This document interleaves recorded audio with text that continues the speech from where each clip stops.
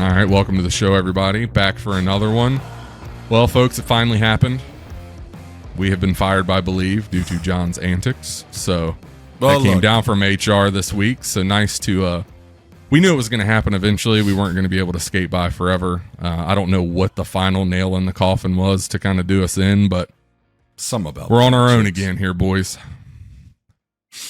Look, I can't help I give the people what they want.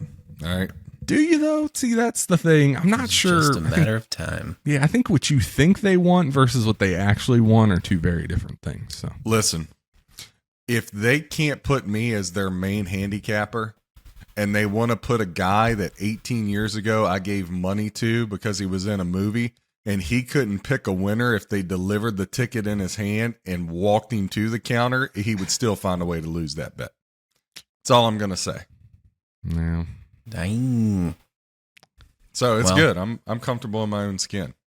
I'm like Troy Polamalu with Head and Shoulders. Is that Matthew McConaughey's character in that movie? Yes. No, McConaughey he impersonated the character. He impersonated him. But the character, him. the character did a great job and again, that's why you want me. I'm not in sales. I just pick winners. Which, by the way, today with the Milwaukee Brewers means 8 in a row, 8-0 over the last 8 plays, Killing it. So again, it's so hard. Baseball is such a grind. Shut up. We'll get to 40 units over. We'll get to 150 over before it's all said and done. Here's the problem. It's just like work. Sometimes, no matter how hard you work, you get up and it's a crappy day at the office, right? Yeah, happens. Do you walk into your boss's office and say, screw this, I'm done, and go home and tell your family, hey, I know I was making 150, 200 grand a year, but screw it, I'm going to McDonald's because y'all want me home more. Yeah, fat chance. Sometimes you just got to suffer through. Look, nothing in life is worth having if you ain't willing to struggle a little bit. So, you know what? Been eating peanut butter and jelly sandwiches. Tonight I had a little filet mignon. Right, there you go.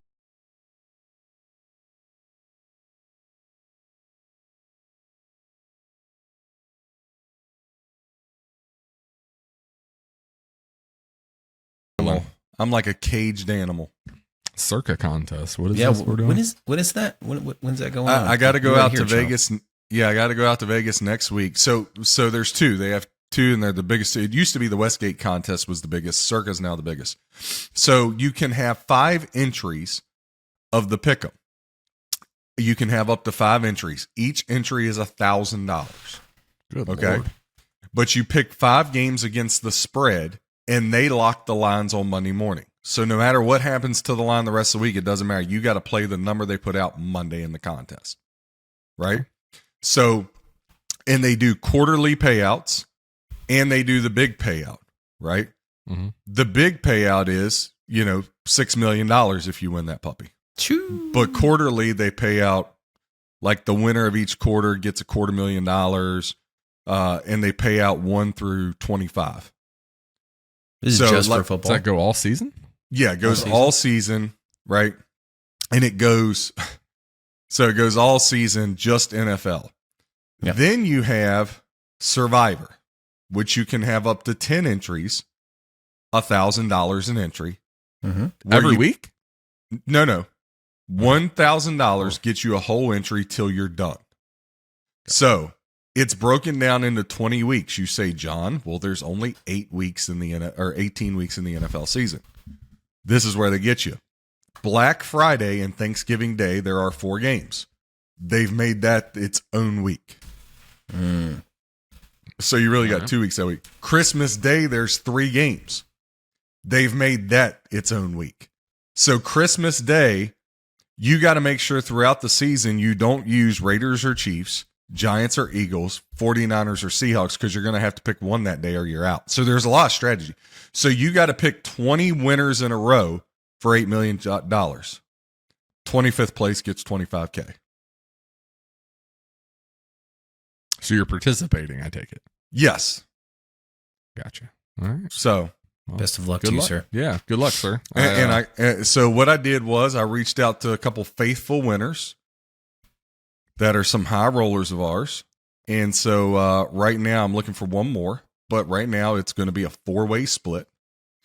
So, I'm not greedy, but you can win quarterlies and you can win all the way up to the yearly. Look, hey, if Papa gets 8 million cheddar, Mo better. So in last year in the circuit contest, in the Survivor, what it came down to was it came down to 3 guys the last week or the last 2 weeks. And I want to say the payout was $5 million. So what the 3 guys did, they got together and just said, look, they signed a waiver and everything that no matter what, they were going to split it. Like, so that each of them got out of there with like 1.253, whatever it is, right? Which, thank God they did, because 2 of the guys had the Colts. Remember that brutal loss there? Was that against the Texans? Was that the one the Texans won at the end?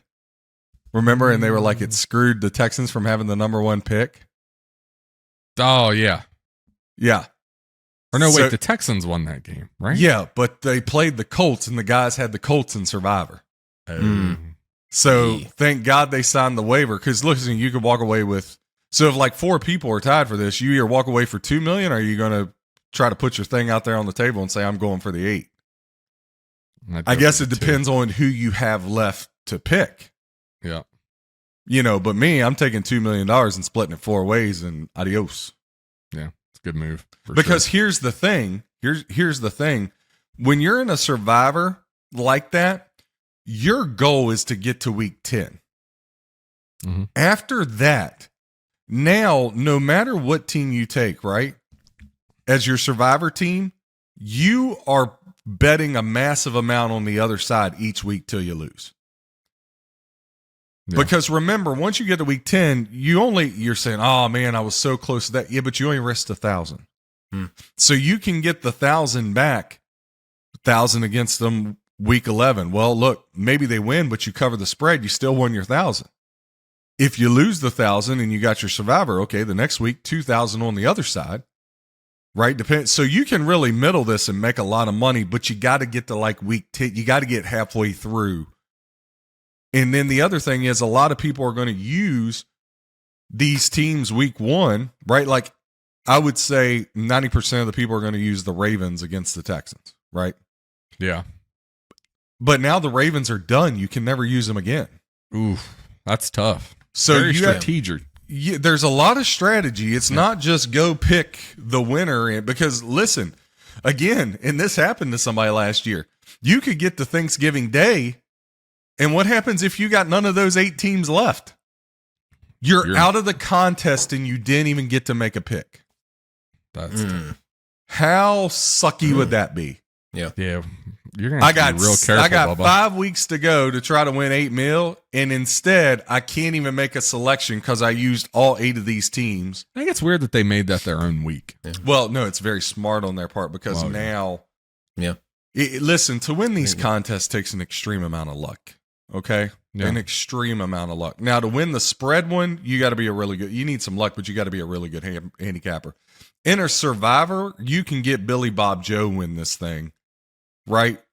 So by them adding the extra 2 weeks, now you're really kind of leveling the field for your more gambler handicappers, because now, as handicappers do, true ones, not salesmen, true handicappers, they're going to strategize. So now there's a strategy to it. When you're just picking the winner, listen, my 8-year-old, I'm sure if I gave her the card, she could pick 10 weeks in a row if you give her enough cards, right?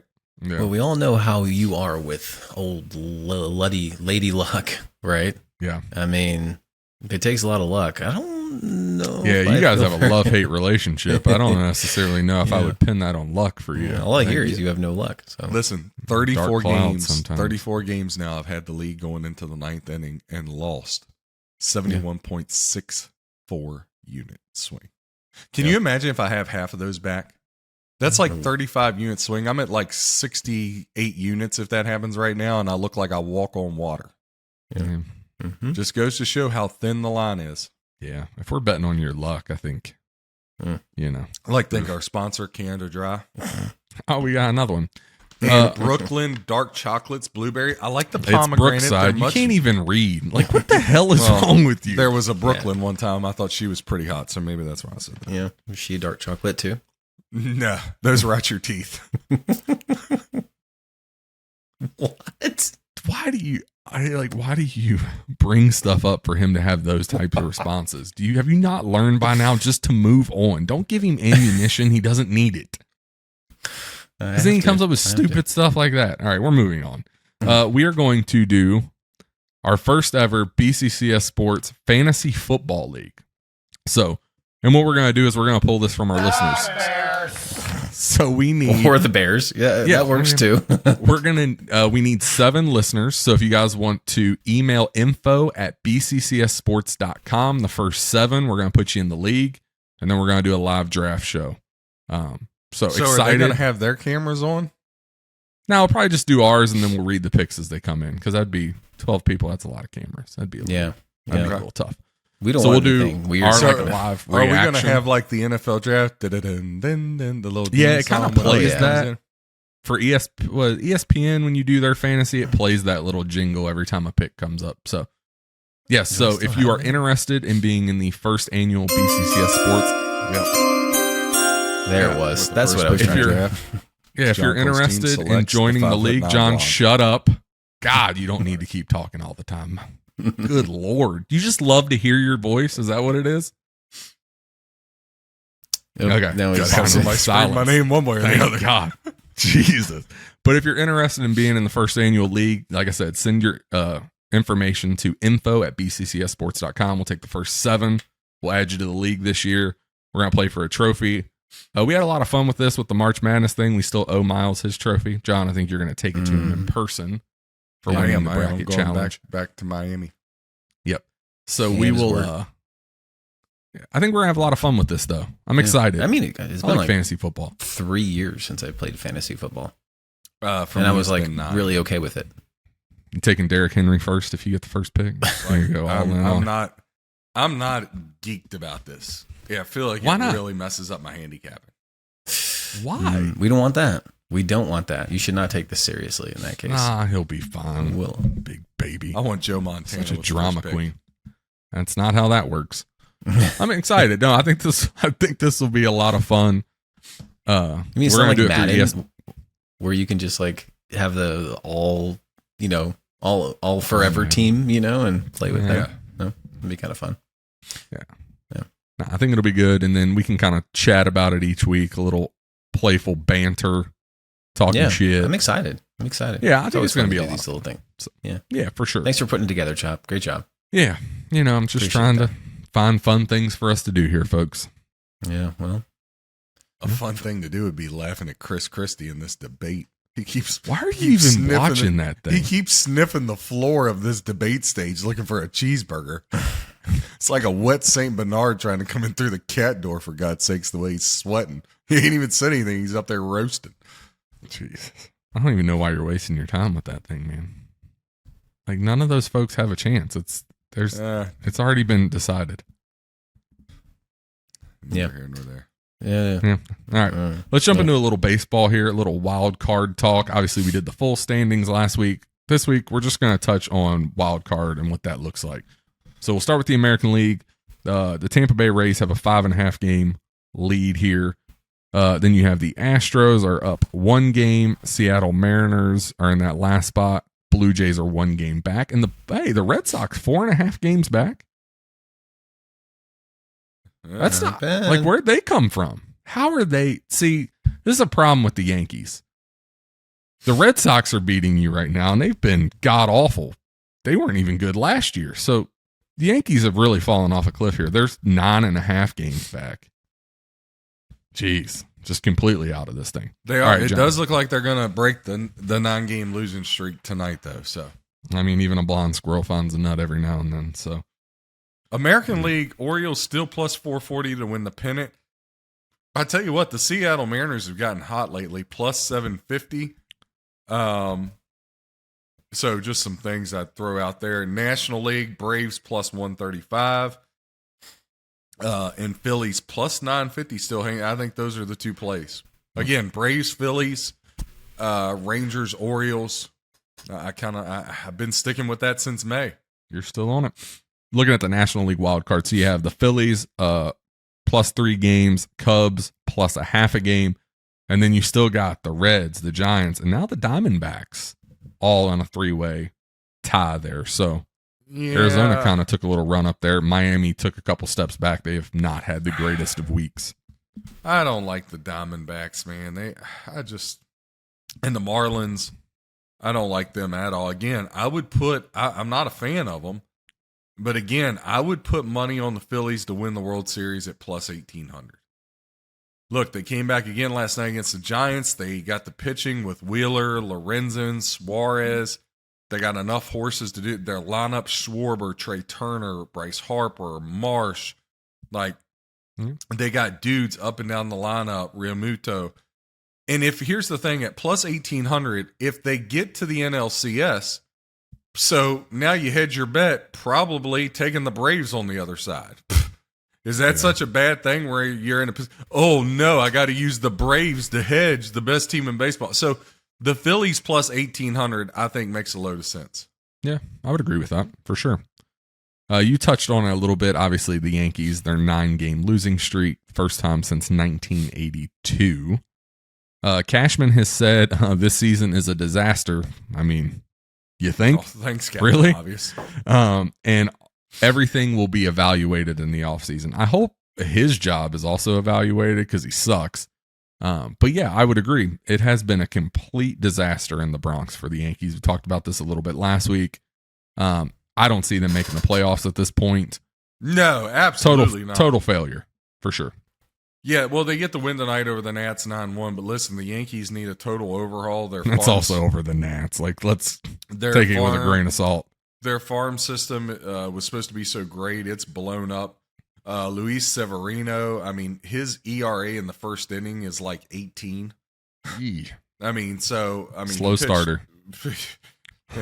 Never mind, that's too easy. I'll pass. Let it go. So yeah, man, they're not going anywhere, and they really need to pair. They need to get rid of the Stanton deal. They just need to get back to Yankee baseball and stop getting all these old dudes. And they need a youth movement. You got Aaron Judge. Aaron Judge, when healthy, is one of the 5 most impactful players in the game. Agreed. You have got to find some pieces to put around him. Yep, I agree with that completely. Look at the White Sox here. A little news this week out of them. They have fired their vice president. They have fired their GM. And now could be open to the possibility of relocating to Nashville after their lease is up in 2029. So what do we... Well, first obviously of all, a lot to unpack here. So a lot to unpack, but the GM of the White Sox gave us all the blueprint if you really want to get fired and draw unemployment. Because they asked him the night before about the season, and he said, some days I wake up and just wish I got fired. Hey, the next morning, bada bing, bada boom, buddy. He's at the unemployment line. Jeez. I mean, White Sox to Nashville is intriguing. Very intriguing. They're really going to let the White Sox leave Chicago, though. I don't see that. I do think Nashville gets a team. What has been so great about him being in Chicago, Chop? I just don't think Chicago allows a team to walk. I think they throw enough money at it to keep them there. But everybody's like, ooh, Chicago, third biggest city in the world. Ooh, Chicago, Chicago, Chicago. They haven't won anything. I mean, the Cubs finally got good and went to one World Series and won it in 15. Yeah. The White Sox made an appearance against the Astros back in 2003, 4, 5, somewhere in there. Yeah, I don't remember. Other than that, the White Sox haven't sniffed being successful.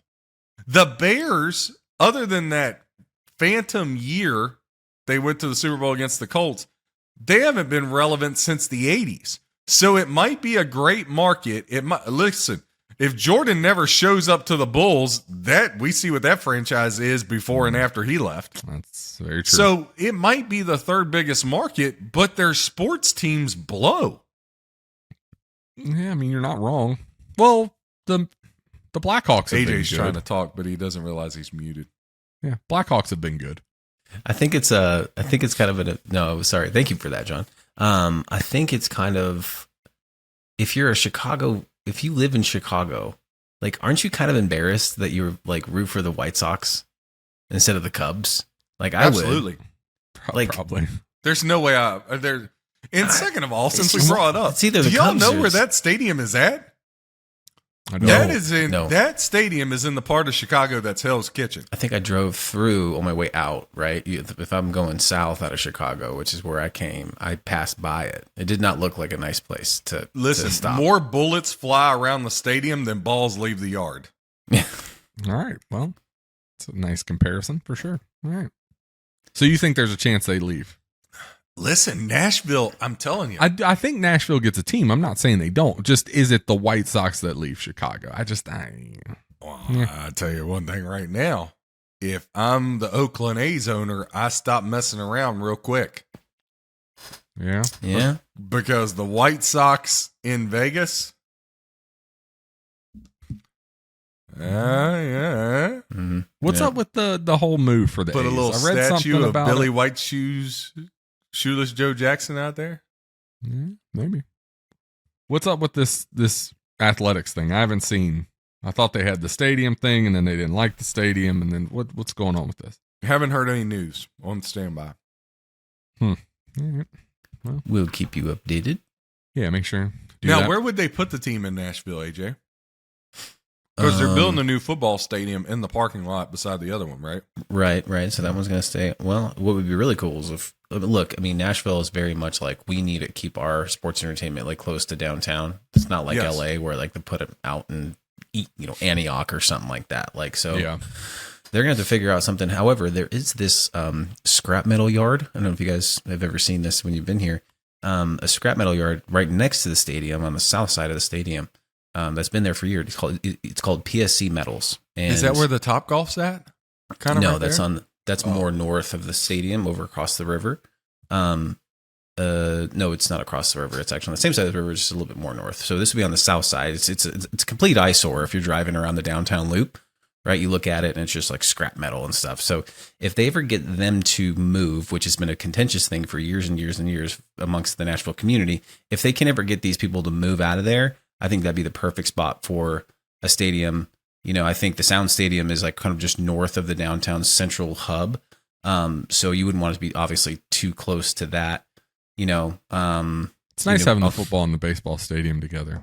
I think it'd be Kansas cool. City. Right. I love that. Yeah, I love that style, like you guys have, where it's like they're right next to each other. Yeah, it's great. And then Now the they want other- to take it and put it downtown. Then the other end of the strip there in Vegas or in Nashville would be is Bridgestone, right?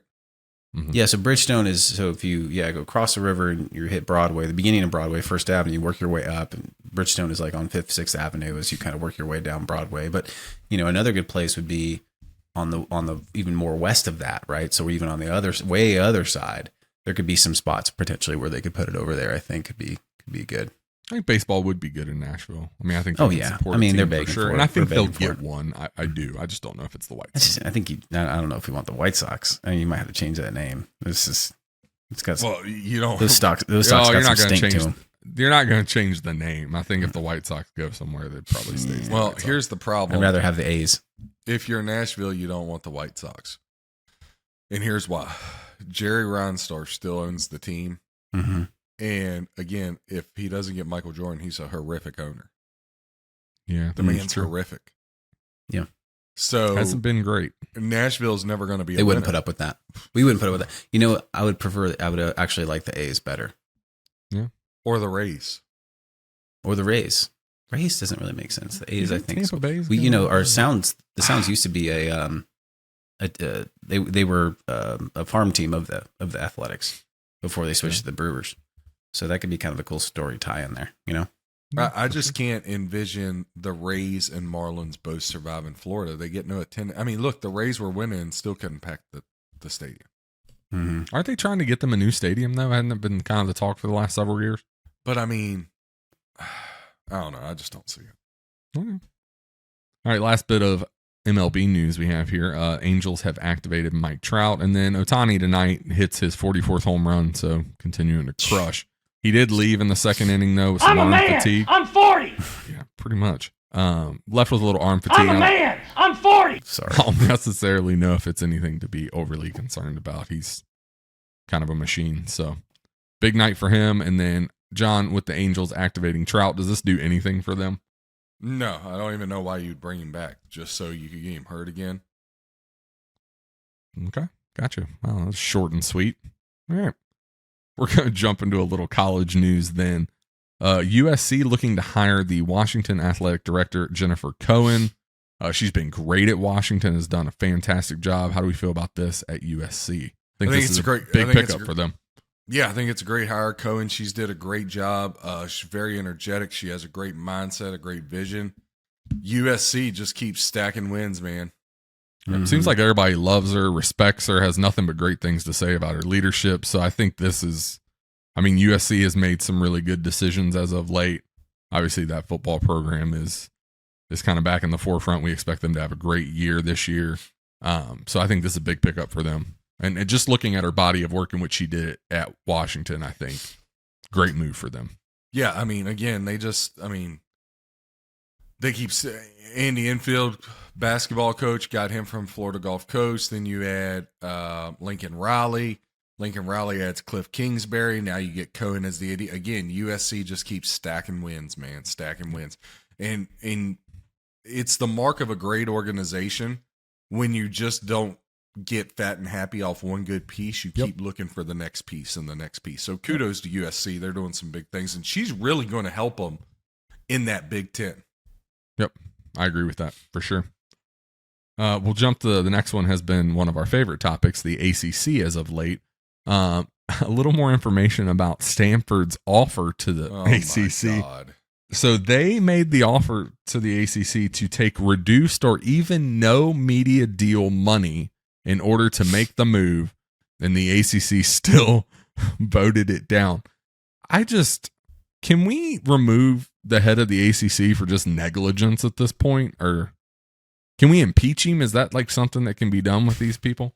What do we think? I don't think it works like that. Listen, Notre Dame tells you, and again, I've said this before, if the ACC loses the scheduling agreement with Notre Dame, it's done. The only reason Florida State and Clemson are still there is because they don't want to pay $32 million. And the SEC and the Big Ten say, there's no reason for us to pay it. We'll get them in 32, right? Yeah. If Notre Dame is pushing it and Stanford says, we don't even want any money, just let us in, and you still don't want to expand your conference, the ACC is going to die unless somebody removes that guy. Yep. Absolutely. He's an idiot. He's an absolute idiot. Yeah. I almost think, the Big 12 said they were done expanding because they could do 16 with the ESPN deal unless they renegotiated. I almost wonder if Stanford's offering to take no media money, if the Big 12 just swoops in and is like, we'll take them. If we don't have to pay you any money, just come on.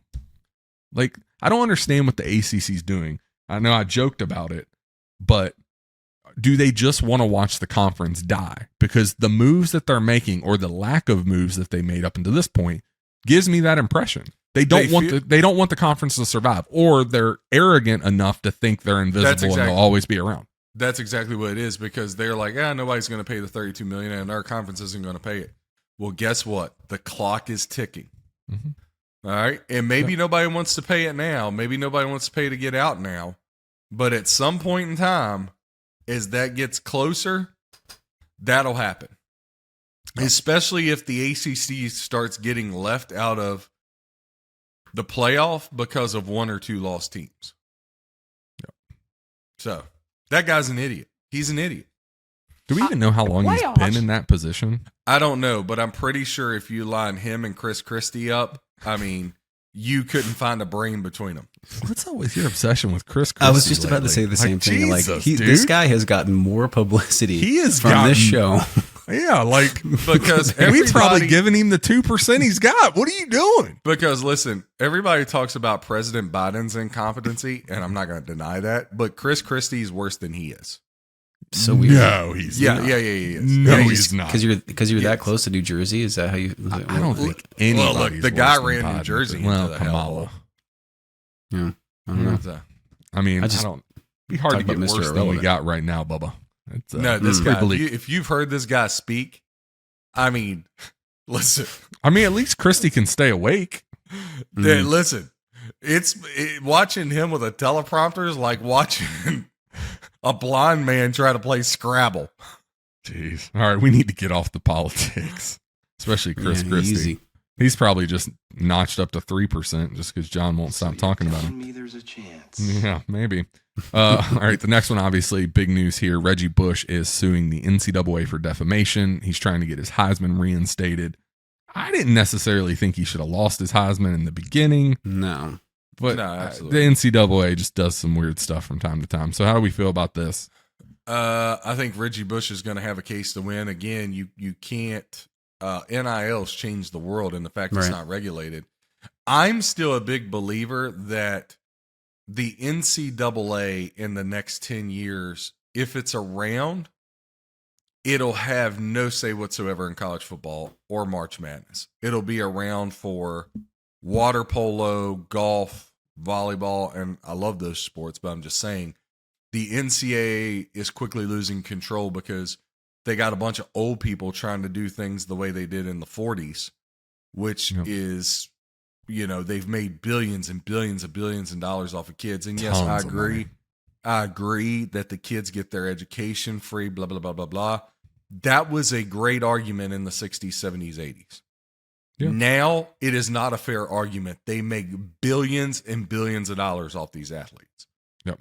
So the fact that we're trying to suspend coaches, take Heisman's away, all that stuff, Reggie Bush should win this. I mean, look, they defamed a guy or a kid. I mean, he was a kid. Yep.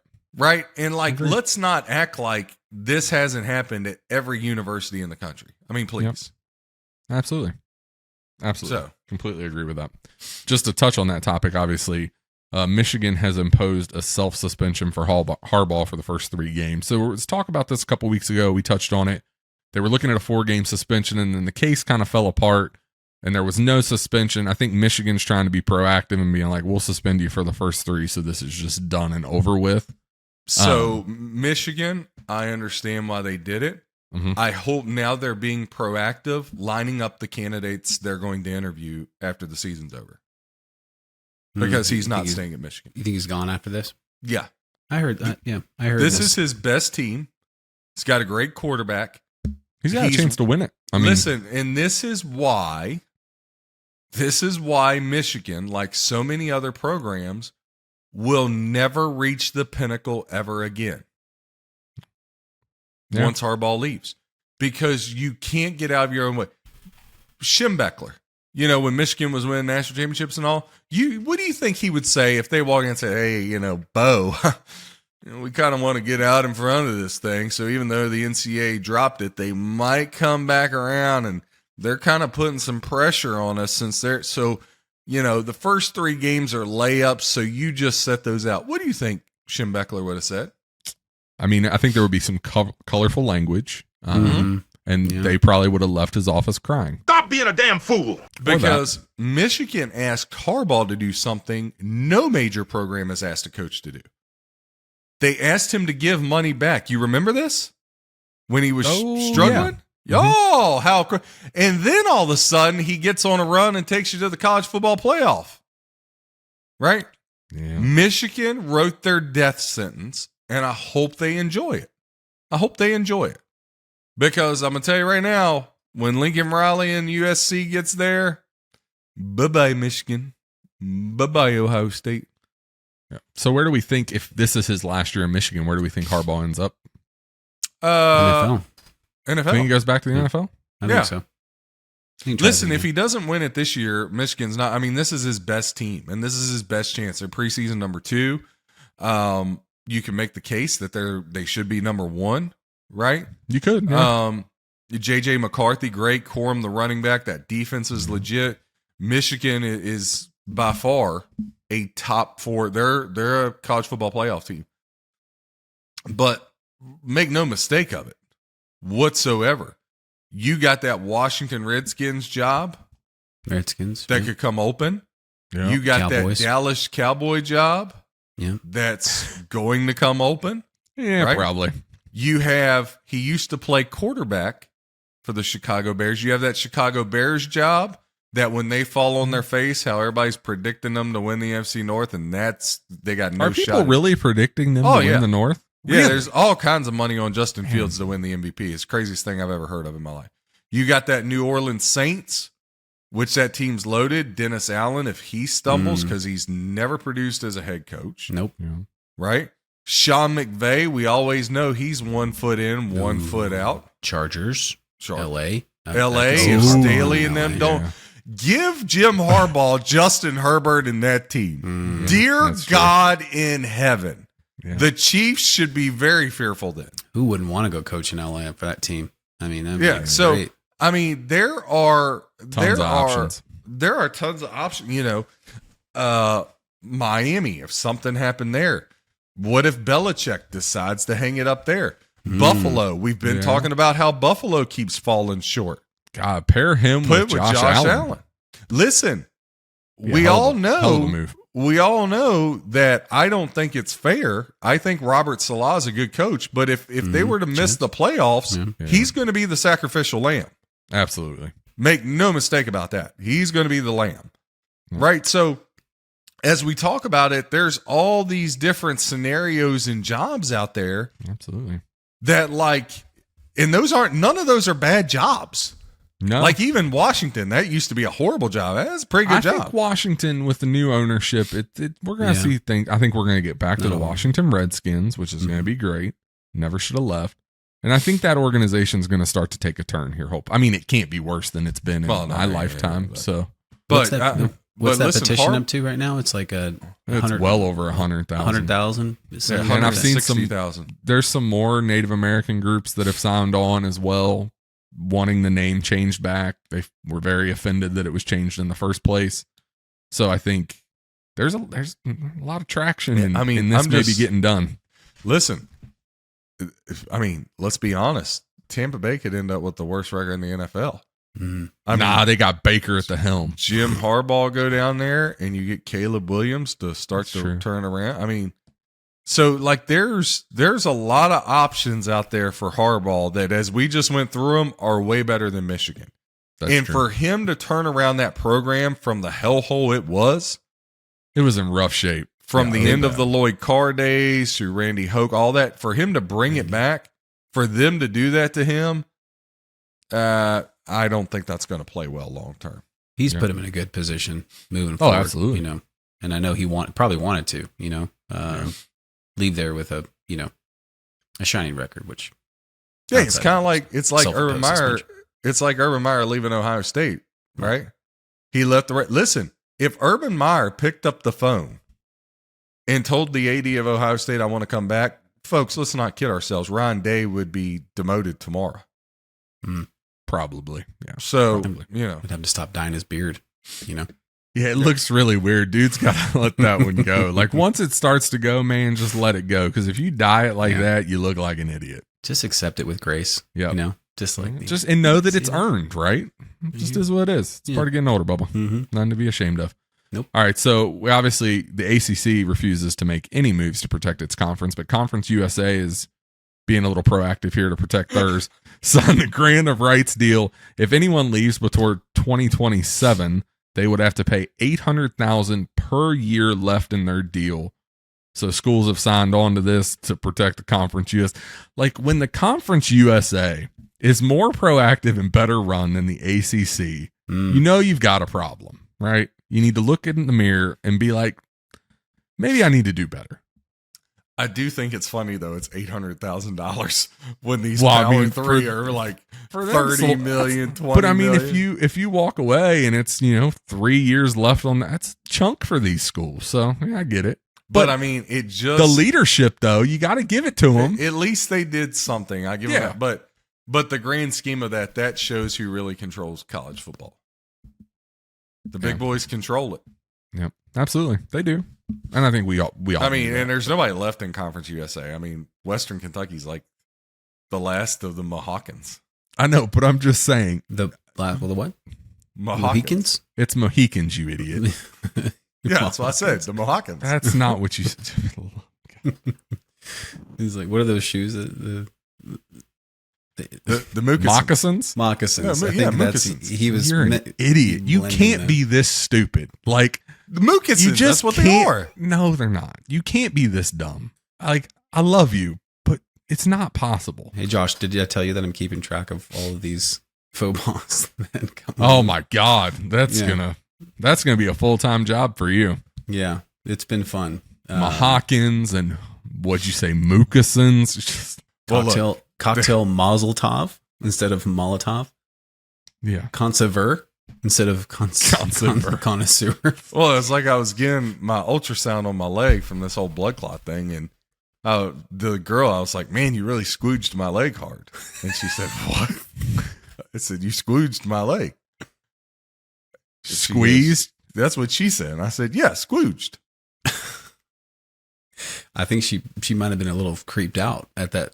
Well, she that said she term, was whatever. from West Virginia, so at that point, I just dismissed it.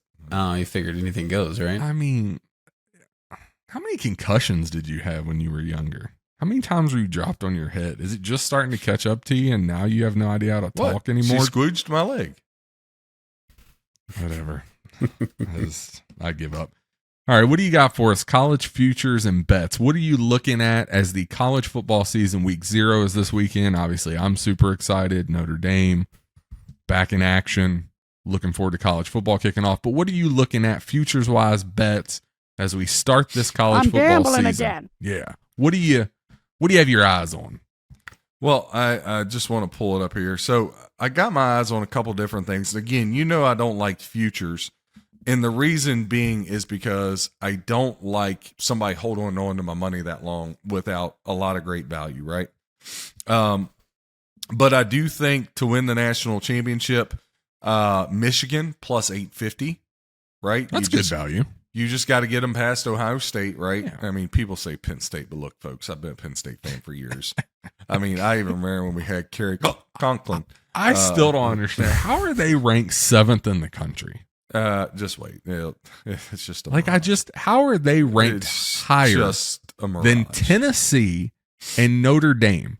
I just make it make sense because it's making my head hurt. LSU plus 1,200. Just gonna skim over it, not even gonna say anything to me. All right. I think Kelly is going to end up being coach of the year. I could see that. I mean, look, everything he's touched. I mean, Cincinnati. People forget when he got to Notre Dame, it was a disaster. they were struggling as a program. For sure. Struggling doesn't describe it fairly. I mean, he walked into a dumpster fire that had just had a bunch of kerosene thrown on it. Because who was before him at Notre Dame? And Was Dr. it Fauci jumping up and down from it saying there's nothing to see here. I mean, that's how bad it Charlie Weiss had some good years at Notre Dame, though. is. Like 1.5. He had a couple. They had Brady Quinn. So Brady Quinn. LSU plus 1,200, USC plus 1,600. Yeah, All right. I could see that one. Tennessee 30-1. Mm-hmm. Yeah, see, like that. I like that one. Notre Dame 30-1. I mean, they have a quarterback. Like they have a true quarterback for the Gonna be first tough. time in a long time. It's going to be tough sledding for Notre Dame to get there, but I do expect them to have a really good year. Now look, to make the college football playoff, USC plus 250. Oh, that's great value. LSU plus 350. LSU's got a tougher sled. And it, like we talked about, it makes it really hard because there's going to be one-loss teams that get screwed here. LSU could be one of those. But you just got to get in the 4. Yeah. Washington plus 650. Not sure I'm on the Washington hype train that much. Not that much, Dark but horse. Now remember, this is to get in the college football playoff. So they would have to win. This next one would have to win. They would have to get to the conference championship game where they're probably going to play Michigan. I mean, I don't think Ohio State, they can't even figure out a quarterback right now. 12-1 to make the playoff, Wisconsin. man, if that offense looks as good as it did in the last part of last year, Wisconsin's now you're going getting to the be a transfer problem. quarterback from SMU. You got Luke Fickell. I'm just saying. I think they're going to be dangerous. Tennessee to make the playoff 13-1. It's good value. What do y'all like on that? They got tough sledding though. Don't they have to play suitcase? Freaking drop it on my toe. It's gonna be so heavy. They have to play Georgia, Alabama, and LSU, right? Yeah. You know, I think the question really is here though: who is this year's TCU? Right? Because you know there's going to be one of these teams. There's always one that gets hot. That they not only that they get hot, but that the committee has this obsession over, or has this bleeding heart over, and just wants to get him, just wants to have that one team in there. And I think what you're talking about, John, here is really where you look at one of those teams, as who's that for this year. Yeah, I mean, K-State at 20-1. Yeah, I think they lost a lot though. About Texas. Texas is 350. Everybody's on Texas. I'm not subscribing to that. I think Texas is getting way too much hype. They would have to run the table in the Big 12 or beat Alabama and only lose one game in the Big 12, and I just don't see that from them. I just can't envision that. Whether it's Ewers or Arch Manning, I can't envision that scenario. Big 12 kind of beats each other up too. I mean, those are rivalry games. It's like the SEC minus Georgia. Everybody plays a tough schedule. Yep, it's true.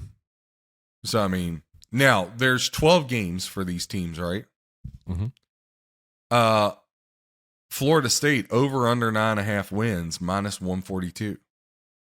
Now you're laying some juice, but when I look down through their schedule, Clemson, LSU, can they run the table after that? Yeah, absolutely.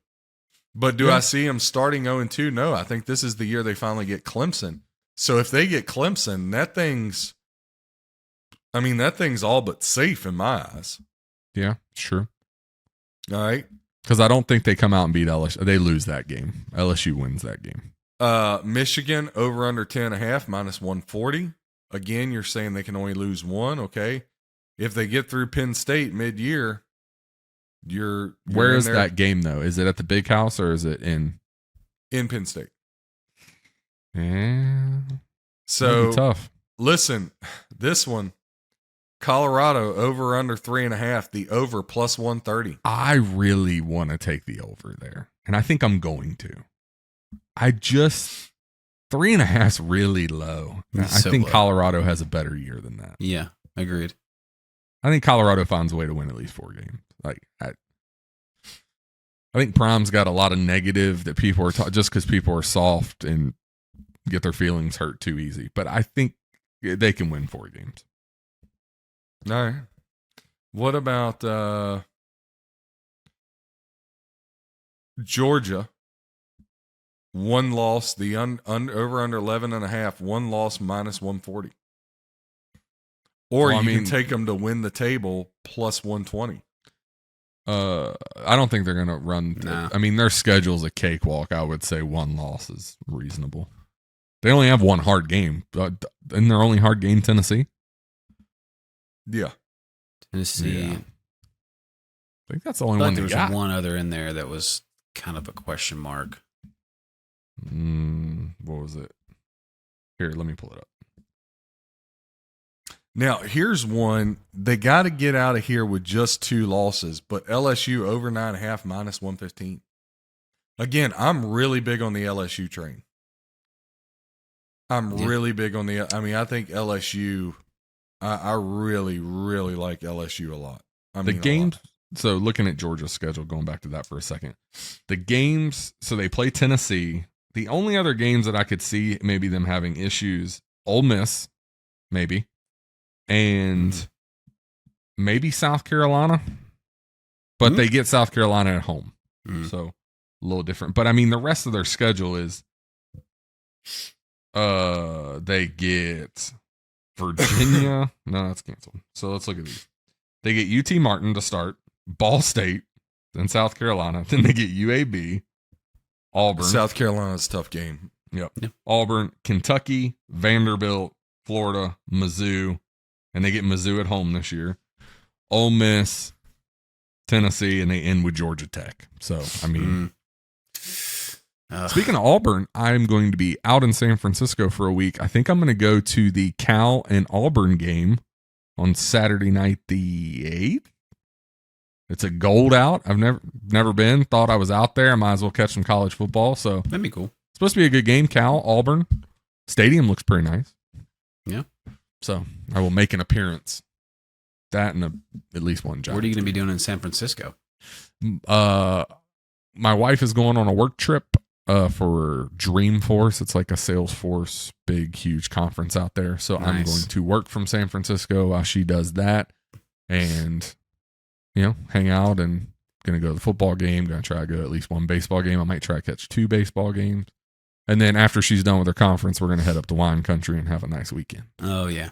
Got to. So, yeah, we did it last year. We had a convertible. We rode up the coast. Yeah. Had a we ate fish and blast, so we're chips. gonna I know. do it again. We remember. Yeah, we remember. No, Some of us gosh, are it still was working. great. Yeah, it The was Riesling, fantastic. Lobster, Yeah, no. Riesling everywhere. Nice flowing. cab. Definitely some good. Hey, cab. so Tennessee to win the SEC plus 1,500. Texas even money to win the Big 12, or you can say TCU's going to run it back plus 2,100. Who's the quarterback this year for TCU? Well, could be you or AJ. Oh, it's not going to be me. I'm a little busy. Sorry, guys. Wisconsin plus 950 or Michigan plus 180 to win the Big 10. I think I like both of those. Tulane to win the American Athletic plus 230. Here's another one. Florida State plus 170 to win the ACC. I just think they're the clear better team in the ACC out of all the teams. So, yeah. That's my thing. That's my thoughts for what they're worth. Good thought. Have they put out any Heisman futures, or I guess what is yeah. it? There is Heisman future. So, obviously, Caleb Williams is number 1 at plus 500 right now. Let's see. Yeah, What plus was he, 500. Jaden Daniels, quarterback LSU, plus 900. Quinn Ewers of Texas, plus 1,100. Michael Penix, plus 12 to 1. Cabe Klubnik of Clemson, 14 to 1. Sam Hartman of Notre Dame, 16 to 1. Drake May, quarterback North Carolina, 16 to 1. Bo Nix, 16 to 1. Jordan Travis, quarterback Florida State, 16 to 1. I think he's a sleeper. Carson Beck, quarterback of Georgia, 18 to 1. JJ McCarthy of Michigan, 18 to 1. I think that's great value. Marvin Harrison Jr., Ohio State, plus 2,000. Kyle McCord, the quarterback, 20 to 1 for Ohio State. But God, you don't even know if he's freaking going to be. I mean, all 3 of them are going to play week 1. Joe Milton, and the quarterback of Penn State, Drew Aller, 25 to 1 for both of those. Here's the thing about the Heisman: out of your last 20 winners, 18 have been quarterbacks. Yep. Okay. 18 quarterbacks, 1 running back, 1 wide receiver. The running back was from Alabama, Derrick Henry, and the wide receiver was from Alabama, Devontae Smith. Mm-hmm. So it's all quarterbacks. So you got to take a quarterback. And then here's the second kicker. They've all made the college football playoff. So you got to pick a guy that you think is going to make the college football playoff. So if we just do that exercise, okay, Caleb Williams 5 to 1, that's not enough for me to put money up for him to win the Heisman. 5 to 1, I need more than that. Right? Yeah. Jaden Daniels of LSU, 9 to 1, okay. Quinn Ewers, I don't see Texas making the college football playoff. Michael Penix, as electric as he is, I can't envision Washington making the playoff, right? Because out of those 18 quarterbacks, there have been 3 cases where they didn't make the college football playoff, but you have to have a Lamar Jackson type year to do that. Yeah, that's tough. Right. So that's really tough. So Kate Klubnik of Clemson, I can't see that. Drake May of North Carolina, they're not getting in the college football playoff. Oregon isn't getting in the college football playoff. Again, so Jordan Travis, Florida State, 16 to 1. But again, if they lose to LSU week 1, that kind of ruins it for them. I like JJ McCarthy, the quarterback of Michigan, 18 to 1. And I love Joe Milton, again, not because AJ's on this show, but 25 to 1. Like, I just am enamored so much how everybody just thinks Tennessee's whole roster went out the window. Yeah. Yeah. I mean, it's just mind-boggling to me. Yeah. Like, I think they're a darn good football team, man. I do too. I think I said it last week. I think they can win it all. I mean, so if they don't, egg on my face, but yeah, I mean, if Hooker didn't go down with that injury, you got to wonder what his chances were last year. And really, I mean, before that, before Heupel, he really wasn't. I mean, it just didn't really have what he can do. He I think didn't with do that at Virginia Tech when I was watching him down the road here. Right. It didn't even look like the same guy. Right. Just like when Joe Milton got in for y'all at Tennessee, did not look like the same guy, the same Joe Milton I saw at Michigan. Well, he wasn't this. He's not even the same Joe Milton we first saw when he first came to Tennessee. I think what Heupel's going to do with him this year, if he does anything close to what he did with Hendon Hooker, I think he's going to have an amazing year, and I think he's definitely got a chance at the Heisman. Absolutely. Yep. Did you guys see? I sent you guys this. They released the top 40 or top 50 quarterbacks. Oh yeah, Drake May. Did you see Drake May number 1 on this list? Our Drake friends May over is at not the Elite best College quarterback in Football. college football. Yeah, our friends over at Elite College Football Instagram. Brilliant piece is of that who it was? editorial content there. Yeah, They had to do that for clicks. Anybody that would put Drake May ahead of Caleb Williams, I had to have. you're out of your mind. And look, if anybody would put over Sam Hartman, it's funny because I'm hearing all these NFL shows and even Beeson, who I really respect. I think they do it better than anybody, but even mainstream media, right? ESPN, Fox Sports. Mm-hmm. Everybody is talking about how the Raiders could have a sleeper at quarterback with Aiden O'Connell. Mm-hmm. Kid they drafted.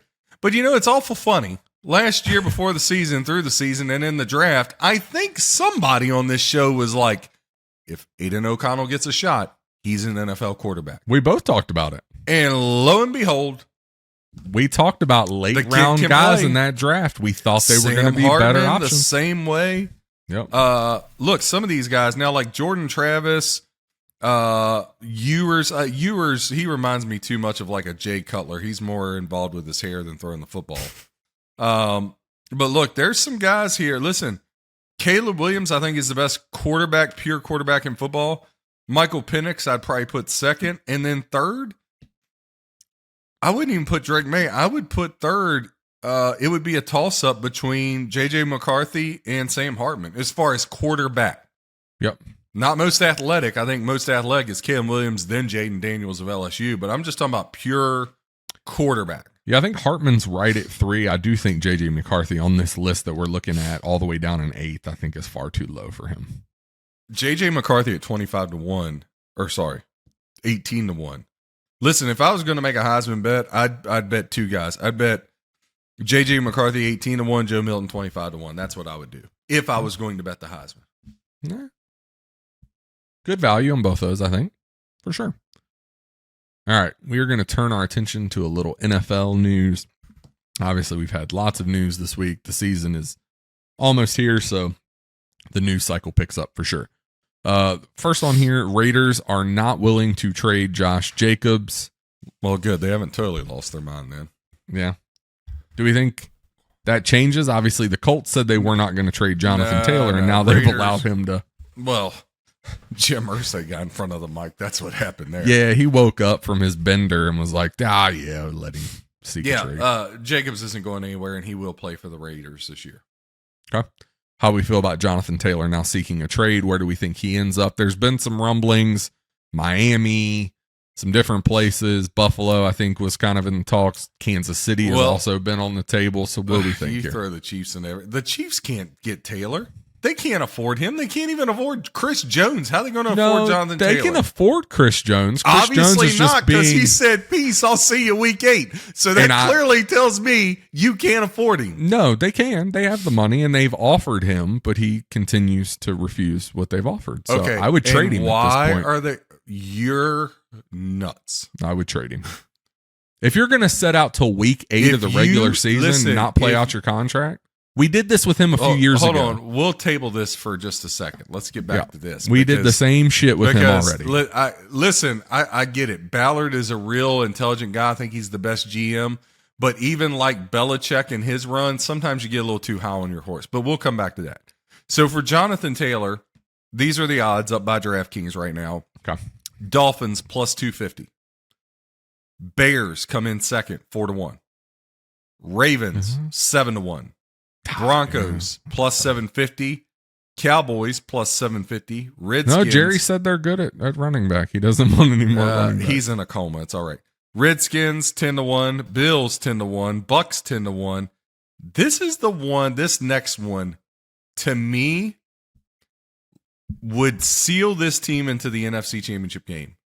Minnesota 15-1. I would love to see him in a Vikings uniform. I really would. I would like that. These couple teams, I don't think he's going that. there. Eagles 20-1, Bengals 20-1, No, Panthers 20-1. He's not going anywhere there. Chiefs 40-1. He's not going to Kansas City. They can't even afford their second best player. Saints, not their second. Saints 30-1. Saints very intriguing. You have him, and because Kamara's going to be out the first little bit, because then he's injury waving prone. guns at people. Yeah, I can't do that. It's a no. But listen, I think the Vikings. I definitely think the Bills should go after him, but I think the Vikings is fascinating. Yeah, I do too. Keep him indoors on turf. Kirk Cousins in that play action. Jordan Jefferson, T.J. Hawkinson. They drafted Jordan Addison. I just think that's phenomenal. I do too. I will say, have you guys noticed this quarterback show on Netflix has turned Kirk Cousins into a celebrity? Like everybody loves Kirk Cousins listen, now. Have you watched this yet, John? No, I haven't. I haven't had time, but I'll tell you this much. The fact that today I saw somebody on Fox Sports that their top 10 quarterbacks had Daniel Jones and Dak Prescott in the top 10 and Cousins nowhere to be found. And this person also put Daniel Jones ahead of Trevor Lawrence, I threw up. Oh, and then God. I pooped myself. Right? Did you break your TV? Is beyond me. How you could say, I don't understand how people can continuously say Dak Prescott is better than Kirk Cousins. Dak Prescott's best year has never touched Kirk Cousins' best year. And we've talked about this, and I think watching that show too, you get a little more perspective. Kirk Cousins does not get the respect he deserves. He never has. Dak Prescott is nowhere near Kirk Cousins. Not even. Yeah, it blows my mind. Blows my mind. I mean, Dak can't even keep from throwing interceptions in practice, so I don't. I think I saw a meme the other day. It was like if Coles were a human, and it was like a picture of Kirk Kirk, absolutely. Did you hear it? It's white, like in the show. He was like, "Well, my wife picks out all my clothes." Yeah, like so great. Yeah. And then I saw another one with him with a Fu Manchu. Was that real or was that like? I think he did it for a little while. Did he do that? For Did you see the Vikings suit she got him? That was like, it was a purple suit, but it had like Vikings logos all over it. It was pretty cool. Huh? I think he did that after like the Thanksgiving game. But yeah, no, Kirk Cousins. How is Daniel Jones better than Kirk? Like Daniel Jones sucks. Listen, and the person I like put that up, and I was like, "You are out of your mind. You are out of some your." weird And this things, guy man. played in the league. That's another thing. How can somebody play in the league and be so out of touch with reality? Do you think some of these though, like on these major networks and stuff, it's not even technically their opinion? They're like, "This is what we want you to say," just to create that controversy. I think that's probably what happens more than anything. It has to be, because you can't be that stupid. Or like if you watch what is the show with Skip and Shannon, like I feel like they're always going to give talking points for one of the hosts, one side of the argument, and the other side. So I think that's more strategic. I bet you people don't truly believe that. They just get told what they're going to say. Yeah. Whereas here, obviously, we have no filters, or else, we would be able to control John somewhat, but that's not possible. Yeah. Mm-hmm. I will say about Daniel Jones, I agree with you. I don't think he's very good. However, I wouldn't be surprised if some of the pieces he has around him makes him look a lot better. Only because Brian Dable. That's it. Well, I'm just thinking because I know I've heard rumors, just being a Tennessee fan, that Jalen Hyatt's been really doing well. Yeah, he dropped the ball the other night and then came right back and caught a touchdown. So yeah, and in preseason too. So maybe he does better this year just simply because of some of the insulation around him. But I agree. Like, if you just on paper, the dude is just not the guy. And not worth $40 million. No, definitely not. No, not at all. All right, how we feel? I saw this. Tua and Ryan Clark kind of going at each other a little bit. Tua's like, keep your name out of my mouth. Like, wait, what happened? What happened? A little altered. I forget what Ryan Clark said, and then Tua was like, keep my name out of your mouth. He had a Will Smith moment, and it just kind of went all off the rails here. I'll have to find exactly what happened, but these two kind of going at it. Here we go. So Tua. So first of all, Ryan Clark said, let me tell you what he wasn't doing. Tua wasn't in the gym. I'll bet you that. He might spend a lot of time in the tattoo parlor. He was not at the dinner table eating what the nutritionist had advised. He looks happy. He is thick. He's built like the girls working at Onyx. Jesus. And Tua playfully came back and said, I mean, he probably knows more about me than I do about myself.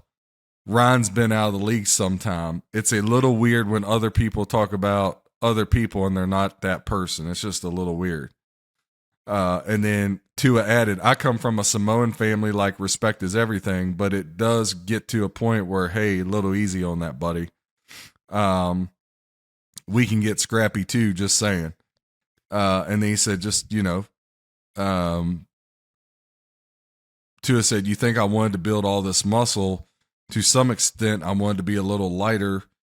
So I'd appreciate if you kept my name out of your mouth. And so Ryan Clark goes back, I stand by what I said. If he wants to meet up and tell me like a man, he can't. Because, Ryan Clark, he's ESPN, so he's got to take it to a thug place. And I'm just like, Ryan Clark, I remember you in Washington. You sucked. And I remember you being so weak you couldn't take the field because of altitude in Denver. That was a thing. So, and listen, Ryan Clark's another one of those guys. He gets on TV and it's like, dude, you played the game. How can you be so stupid? I think, and I do think, like, even Marcus Spears looks at him sometimes like, what in the world? And they're supposed to be LSU boys. I love Marcus Spears. I love Marcus. I love Orvalowski. Orvalowski is great. He is. Why ESPN took him off of calling college football games? I tell you what, Dan Orvalowski is a hidden gem for a college football announcer. Breaking down, and they shelved him. They shelved him for RG3, which again just blows my mind. Yeah, Orlovsky's great football mind, great at breaking down plays. Like his football mind is fantastic. Dan Orlovsky is all that in a bag of chips with the dip if he had the right opportunity. Like, I'll be honest with you. Hilarious. I'll be honest with you. NBC should really be looking at when Collinsworth leaves. Let's go get Dan. I'm telling you, Dan Orlovsky reminds me so much of Chris Collinsworth. Just a little bit more detail because it's from a quarterback point of view. Mm-hmm. Dan Orlovsky is a hidden gem. But it's funny because even him and Marcus Spears will look at Ryan Clark like, do you understand what you just said? You sound like a buffoon. I think I really do think these guys, especially on ESPN, I think they're given the talking points. I do. I mean, whatever. I can see him going over to Fox too, as a the next Colin Cowherd kind of. He's pretty opinionated. He knows his stuff. Does. But I do agree he'd make a good play-by-play. Yeah, Orvalowski, the way he does college football games. I mean, I know I'm going to step on some toes, but I could make the argument he's even better than Herb Street. And I like Herb. I'm telling you, listen to a game. Listen, I've listened to him. Orvalowski is good. He's good. Yeah, another man crush. Him and Trevor Lawrence. I feel like this is you guys getting a little menage a trois going there, buddy. Started getting kind of uncomfortable here. Yeah, I usually do when John's talking. All right, next one here. Jets wide receiver Corey Davis has decided to retire after just 6 seasons. Corey. Well, Randall Cobb's motivational speech didn't go over well, I take it. We are seeing this, though, in players, I think, making the decision to, they're in the league 6-7 years, they make some money, and then getting out. We're seeing this as a trend in the NFL more and more. Careers being a little shorter. I think people are being more conscious and mindful of their bodies. of their home life, their family life, that balance. Get in there, make your bag, and then get out before you have any long-term issues with the body. Because, longer NFL seasons, that grind, eventually it's going to catch up with you. But we do see this as a trend in the NFL. I'm not surprised. I saw another player who's retiring after only 7 seasons. I forget what it was, linebacker maybe. I forget the name off the top of my head. But we've seen a few of these this offseason, and it seems like this is a growing trend in the league. I just wish he would come back to Tennessee at least for one more season. I think it's more about the Jets, man. Yeah. I think it's more about what's going on there with the Jets than it is him saying he's done. That's just my take on it. Yeah, maybe. Yeah, he was a great piece for us in Tennessee for quite a few years, and they were actually, I don't know, someone mentioned him coming back. I can't remember if it was during a time where they were talking about what the wide receiver core looks like there in New York, but good for him. If it's for his health and his family and betterment of his life, then absolutely all about it. But if it's for the tumultuous stuff that might be going on with the Jets, that would be a disappointment for sure for him to retire so early. I mean, drama with New York teams is kind of like this Jet thing, par for the course. This Jet thing. That's what I told you. I think this Jet thing. It's gonna be a disaster. I'm still a wait and see on it. Yeah.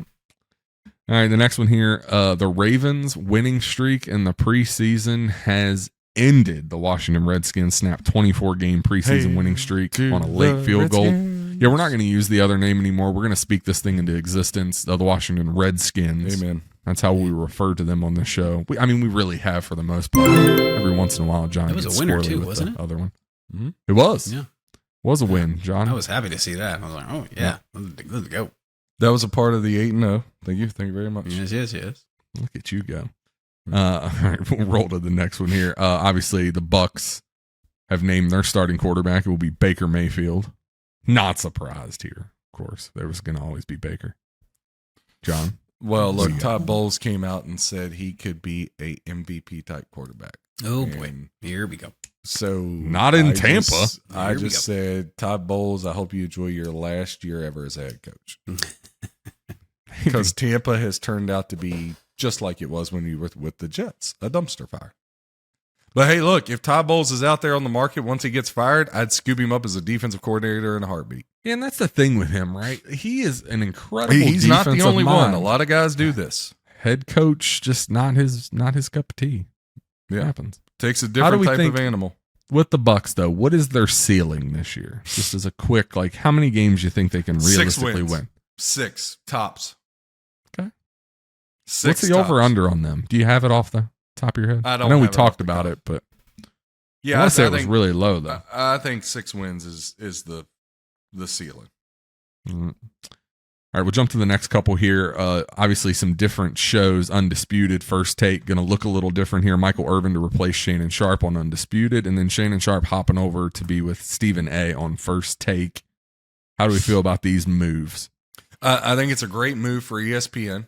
I think Shannon Sharp and Stephen A. Smith will be absolutely electric. Sprinkle in a little Marcus Spears, a little JJ Redick.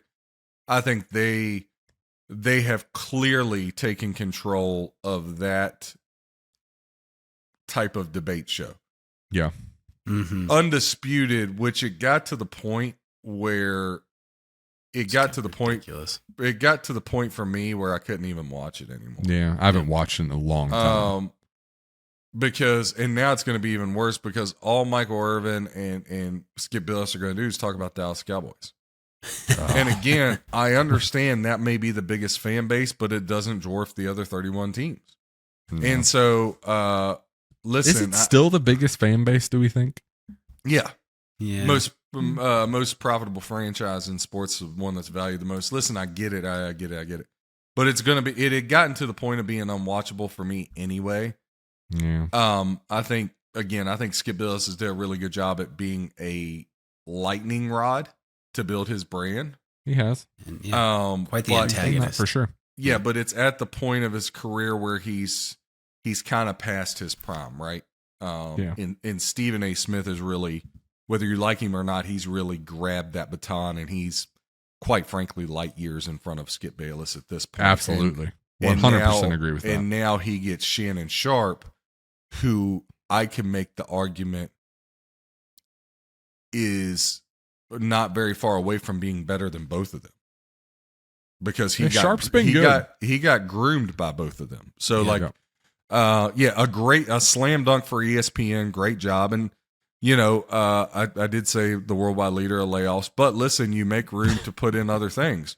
So listen, I can't knock them. They get the deal with Penn. They bring in McAfee. You bring in Sharp. Yep. All right. The moves you're making make sense. Okay. Bob I Iger's retract my trying to statements. right the ship, I think, a little bit here. I said old Bob Iger's trying to right the ship here. So let's hope so.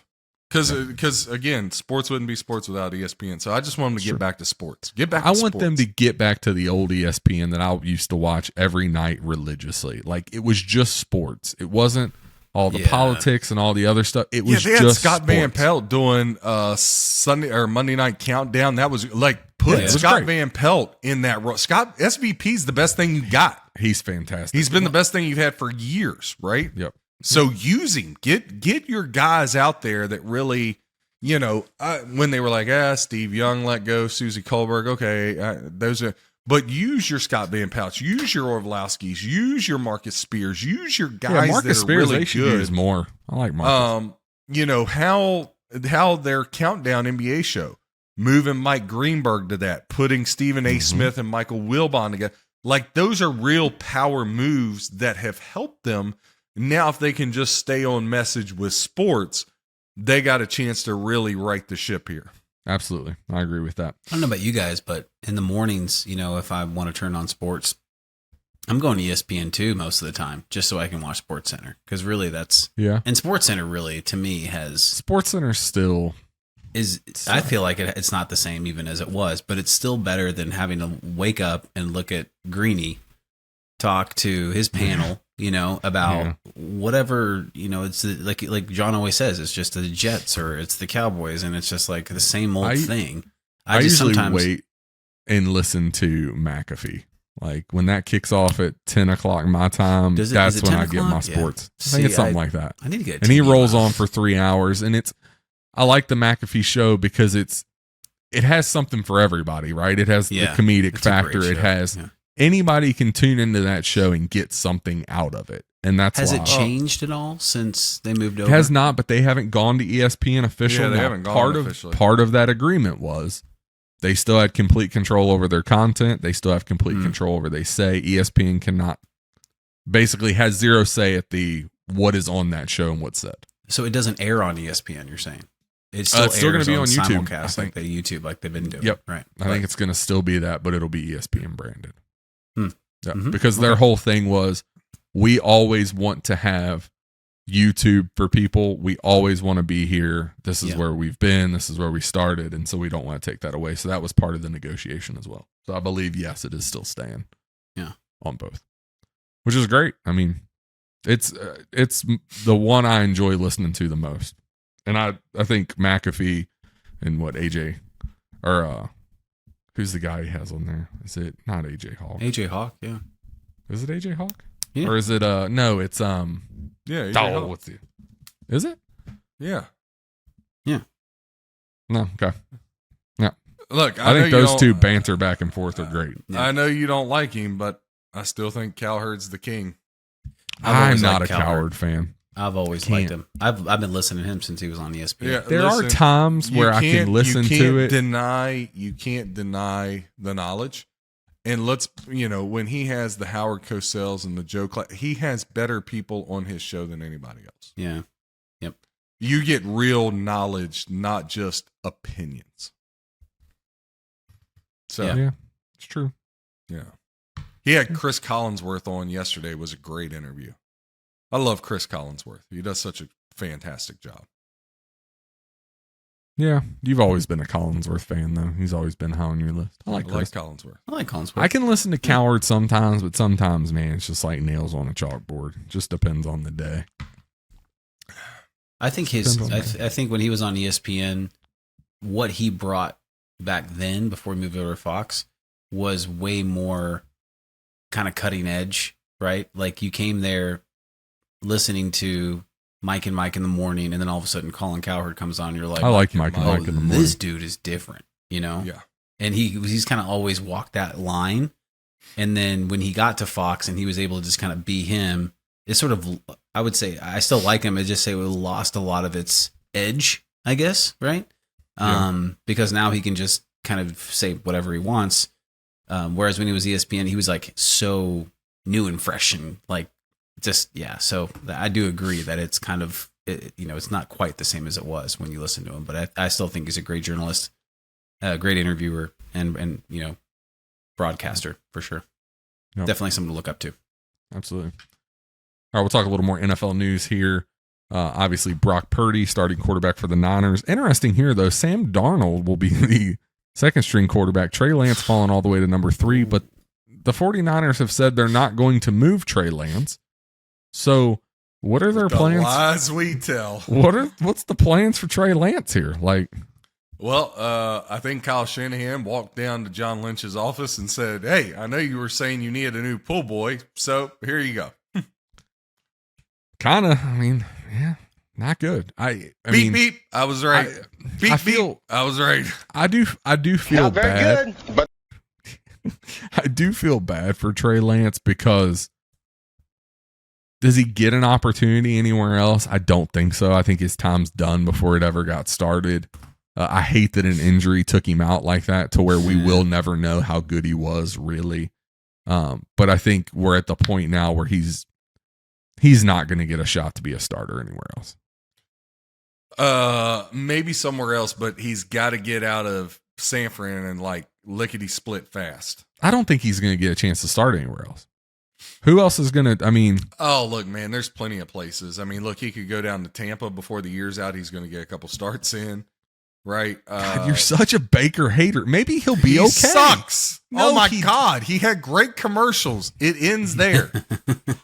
Other than that, how many offensive coordinators and coaches did he have in the time he was in? I mean, look, I like Baker Mayfield, but I'm not a huge Baker fan. But I will say you have to be fair in the fact that he played for an organization that was an absolute shit show. He had a different offensive coordinator for every year he was in Cleveland. I mean, how do you get in any kind of rhythm at all as a starter in that situation? So explain Carolina. I mean, yeah, that wasn't awful. I mean, it'd been worse. They trade him to the Rams. Explain the Rams. He played well in L.A. with McVay. Well he looked very good with Sean McVay in L.A. We were talking about him. So did Stetson freaking Bennett. You pair him with a good coach and a good system, and you see what you get. We were talking about when he was playing with the Rams, if Stafford doesn't come back, hey, maybe the Rams have something here with him and pairing him with McVay. How quickly you forget your words. But if you pair him with a good, I mean, he's not being paired with a good coach. So Todd Bowles, not a great example. It's not what I'm saying. But I'm saying if he did have an honest chance with a good coach and a good offensive coordinator, I think Baker can be a decent NFL quarterback. I think he can get you to the playoffs. I mean, hell, he got the Browns in the playoffs. So I don't think he's as bad as you say he is.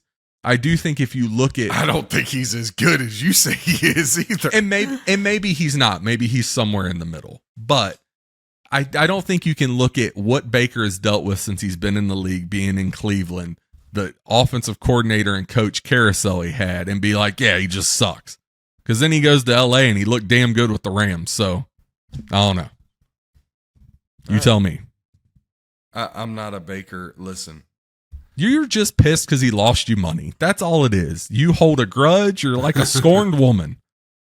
Listen, all he had to do was make one play. He couldn't do it. And that's been his whole career. He couldn't outrun the cops at Hell Oklahoma. hath no fury like a gambler scorned. That should have told us all we knew. Every time I see him, he's getting sacked, whether it's by the cops or the opposing defense. I swear. All right, we got to move on to the next one here. You're just going to continue to bashing. Lance, though, do we think... What happens here in San Fran? Is he just going to stay as the third string quarterback? No, do they think he move off of him? No, they're going to move off of him. I could see him going to the Rams. I could see him going to Tampa. I could see him going to Denver, quite honestly.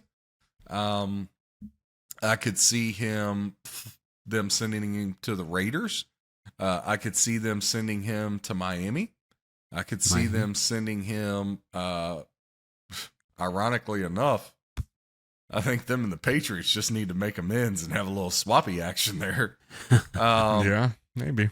So there's places, seems like the Patriots, it's weird you say that, are not high on Mac Jones still. Like, what's going on with this Mac Jones thing in New England? Trey Lance, I could see him in the Giants organization. I could What see him about in Seattle? Philly. Nah, they already have Geno and Locke. I don't think he's going Locke to Seattle. sucks. Yeah, I could see him in Seattle. No, he's had a great preseason, but he sucks. Yeah. Yeah, that's right. You know who else had a great preseason? Jeff Rutledge and Gus Forgot. Oh my God. You just once you're hurt by someone, you just do not let it go. Listen, I could see Trey Lance, depending on how these two teams' schedules start out. I could see the Bears or the Packers, flirting with him. I mean, I could see Detroit. I guess if Jordan flirting Love with him. got hurt, I could see a backup for there's places Trey Lance could go and eventually get a shot or be a good backup. But look, the other thing that's got to come in the reason is I don't know what you really get for him in a trade. he could always go to Arizona. When you say Sam Darnold, you couldn't beat him out. Of course, Kyle Shanahan said that Sam Darnold reminds him of Steve Young. So I have no idea who to believe in San Francisco. What did you say? Kyle Shanahan, who I love and I think is the second best coach in the league behind Andy Reid. Again, kind of like Ballard of Kansas City and kind of like Belichick, sometimes success goes to your head. Kyle Shanahan said Sam Darnold reminds him a lot of Steve Young. Is he on the same cocaina as Irsay? Listen, Irsay is spreading the love of the kilo all across the NFL. Apparently. The shield should just have a big brick of just a big kilo across the F. Jeez. And a picture of a Labrador by the L. Labrador. Good Lord. All right, we saved this one for last. This one's been interesting, and the Chiefs organization has said we put aside money to get this done. There's issues. It seems like the money is right. The number of years Chris Jones is not happy with at this point, at least the last report I read, which has been a couple weeks ago. The length of the contract is not.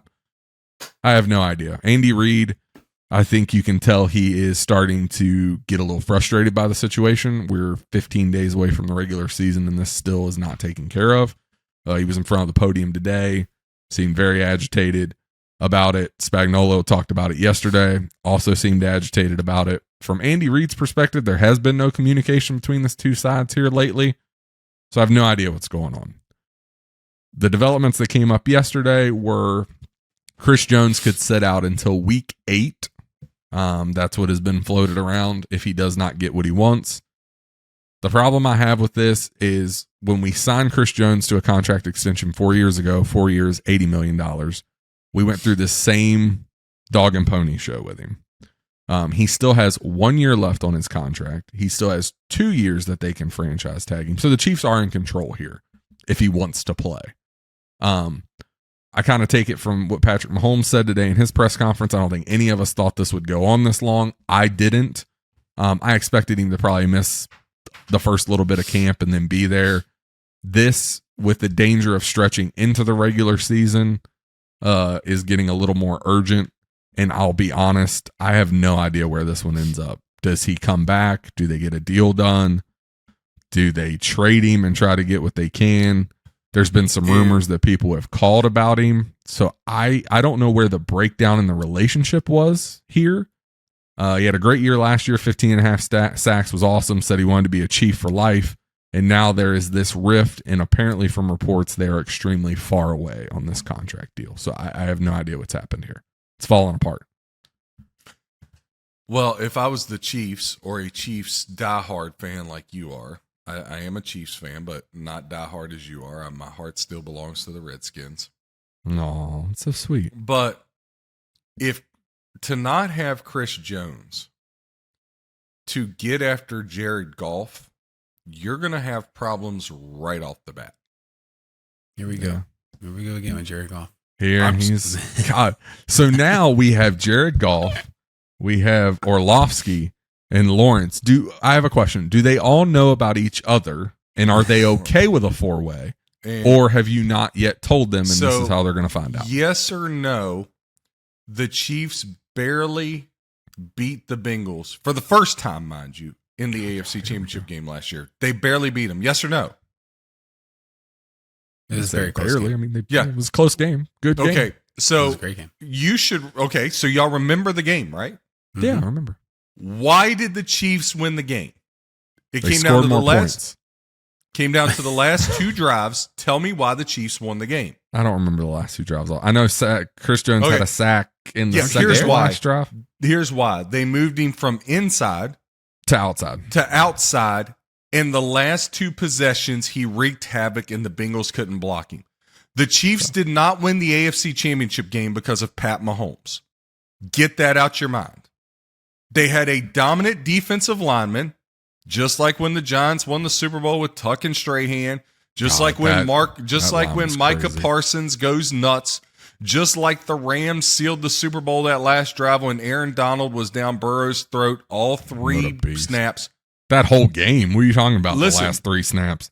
Chris Jones is the most feared defensive lineman in football outside of Aaron Donald, and I would make the case of where they're at in their careers, he's the most feared.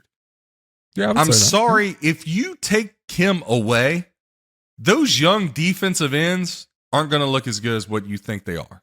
Okay. Yeah, I And get that secondary that's young, well, I hate to tell you, they're going to start looking like barbecue chicken getting toasted out there. And I get what you're saying. So But- there comes a point where, okay, maybe he wants a little more, and we didn't re-sign Tyreek Hill because of more money. We haven't paid Travis Kelce, right? Mahomes took less because we're trying to spread around. I can appreciate all of that. Mm. But there comes a point, taking Tyreek Hill out of the offense is not even on the same continent as Chris Jones. And I agree with that. Because if you take him off that defense, the Chiefs win 4 less games easily. Okay. Here, and I get He everything. is as important as Pat Mahomes. And so I again, don't agree with that. But Chiefs front office, I can appreciate Yep. you. I can appreciate it. Hmm. But there comes a time where when you're got a great player, you got to pay the great player. No, And I'm sorry, the guy that always has to sacrifice if they want to have a great team is always going to be the quarterback, a la Tom Brady. And I get that. And I So there you understand go. what you're saying. No, I understand what you're saying. It also comes a point if a player refuses to accept a contract that is more than generous and is making him what he has to be, which is the highest paid defensive end in football. That's what he asked for. That was the last offer they gave him. If they give him all of that and he still wants more, and that allows you can't sign. You do have Snead coming up for a contract extension. You do have Bolton. You do have Gay. You do have some other pieces. Do you mortgage the future of your entire defense to sign him and lose out on everybody else?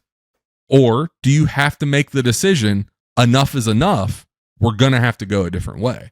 Because there's only so much money to go around, and you talk about the quarterback always has to sacrifice. Absolutely. I think Patrick Mahomes has made it abundantly clear he's willing to sacrifice. Absolutely. Abundantly clear. He's But talked about, do I've you- made enough money. I've done that. I'm good. And Travis Kelce is far underpaid, and he came out and said, I tell my agent all the time, I just want to win. I'm okay with that. Yeah. So how there are long- players how making long- sacrifices. How long until that changes? And it might, but as an organization, if you give the guy what he asked for and he still wants more, as a team, you have to make a decision. Do we just give him all the money and have nothing else for anybody else? If you pay him $35 million a year, what's left for the rest of the defense? You have to think about that. Like, the Chiefs' goal here is to win as many Super Bowls as they can when they have Reed and Mahomes together. If you give him all this money, what does that do to the rest of the Listen, defense? if that's the way they want to take it, that's fine. I just hope you and the Chiefs organization and Yep. all the diehards realize that without Chris Jones, you're not sniffing a Super Bowl this year nor next year. I just want everybody to realize that. Okay, we can differ on that. Because again, you already don't have a receiving corpse. Like, again, I'm glad it's core. What is wrong with your brain? It's Can a you not corpse. speak? It's a corpse because all those guys are dead. Are you taking Joe Biden speech classes? Like, what the hell is going on? Because they're dead.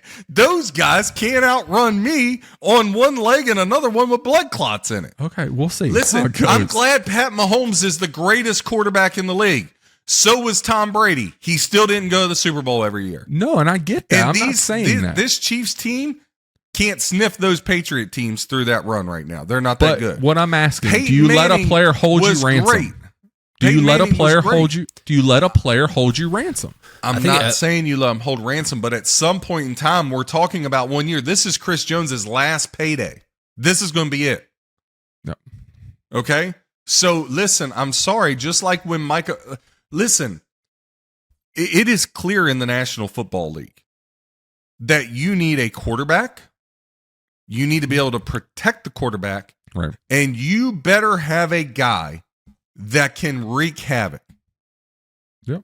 A la the Philadelphia Eagles with Reddick. A la the Cowboys with Micah Parsons. A la, why do you think the Chargers got Bosa and Khalil Mack?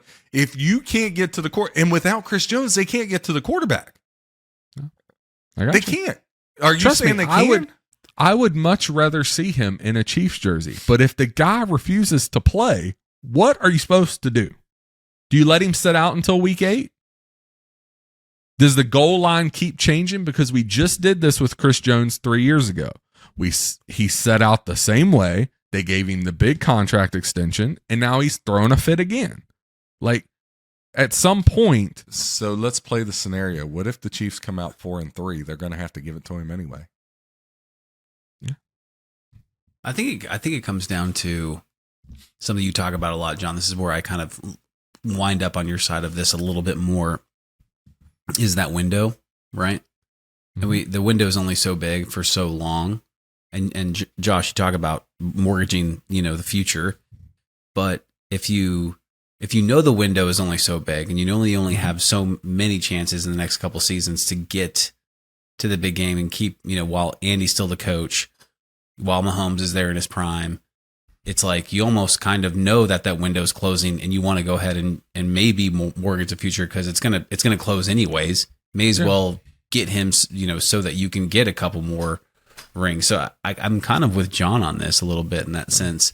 And I think they made that clear. They specifically said we let Tyreek go so we could give Chris the money we think he deserves. But I think with Chris, the goalpost keeps changing. Yeah, the mark keeps moving. Frustrating, I'm sure. It keeps moving and moving and moving. So when you get to a point when you offer a player and you give them, you're going to make them the second highest paid defensive end in football behind Donald. That's what you've given him. And the goalpost moves again. Okay, now you go, is it going to move again? Is it going to continue? Like, how far does this go before you as an organization say, look, this is the contract. You either play or you don't play. Like, at some point, you cannot let a player hold you ransom, which is what I feel like Chris Jones is doing at this point. You got to wonder how much of it is the agent too, right? Like, yep, that too. You got to look at that. But at some point, the player has to step up and go, look, I want to be a Chief for the rest of my career. Get it done. And I think that moment, maybe potentially the way that I see this all playing out is like maybe that moment hasn't gotten there yet, and that agent is still just threatening, just to kind of take it just one last step, and then maybe this week we see something get done. I don't know. I hope for both sides. Like I said, I love Chris Jones. I love seeing him in a Chiefs jersey. I'd like for him to be here, but I do think if the goalpost continues to move, you're going to have to make a decision where you want to go. Do you trade him and get what you can out of him? Do you let him sit out the first 8 games and see what that, like, if he sets out the first 8 games, he's not a Chief next year anyway. I doubt they keep him if that's the route he decides to go. I don't think Andy Reid is going to allow that precedent to be set with a team he's coaching. I just don't. So if he decides to sit out and not play and not sign the contract, he's not a Chief next year anyway. Listen, boys, this is just opening the lane up for the Prince to get the number 1 seed. Oh my God.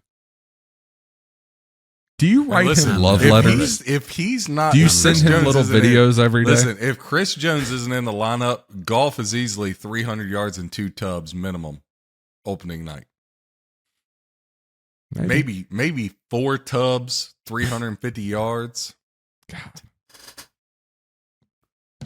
I just don't. I mean, I don't know. obviously John has a Let thing for that puppy. It's at quarterbacks, 6.5. Let that puppy get up to 7.5, so I can roll in there with my suitcase. Yeah. I mean, they're throwing to a bunch of corpse. I think I did read No today. Chris Jones. What is Patrick Mahomes in the first game of the season? He's 5-0 and averaging 38.5 points a game. Yep. Easy to do when you're getting the ball and you had great wide receivers. You got nothing. I don't. Valdez, Marcus Valdez, MVS, and Sky Moore. Neither one of those would be a 1 or a 2 on any other team in the league. I wrong? cannot wait.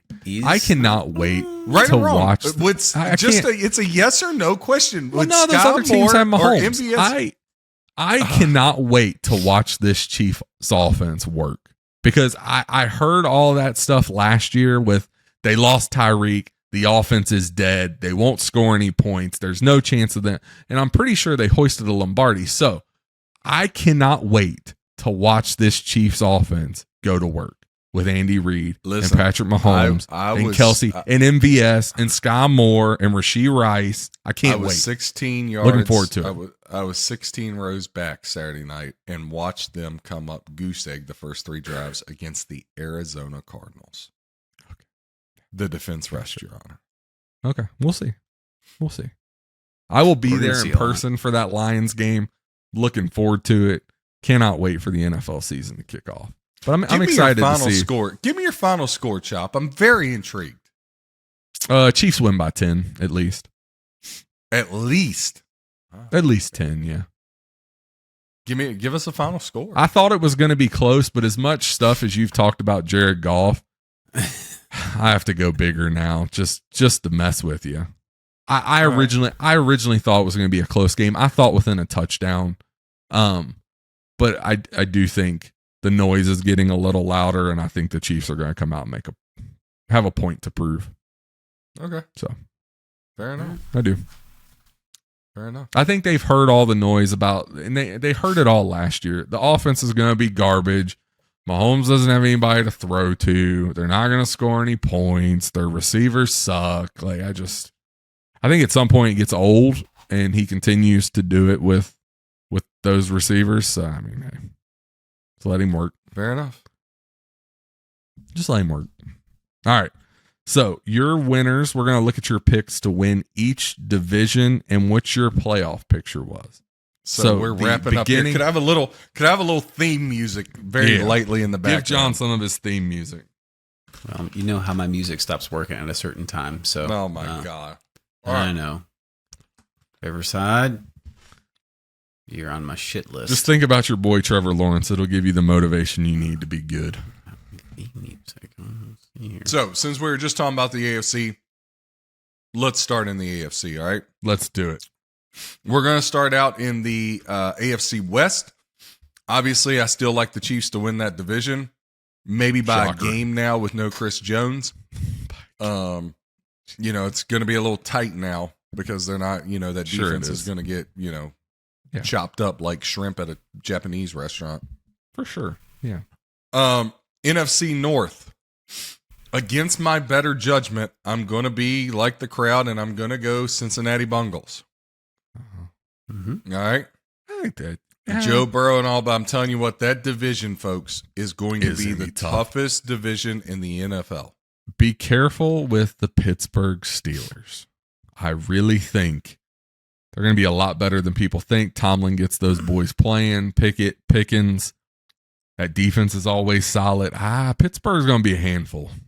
Going to be an absolute handful. So we're going with the Chiefs in the West, Bengals in the North. The South, there's no doubt. The Prince and the Trumpets.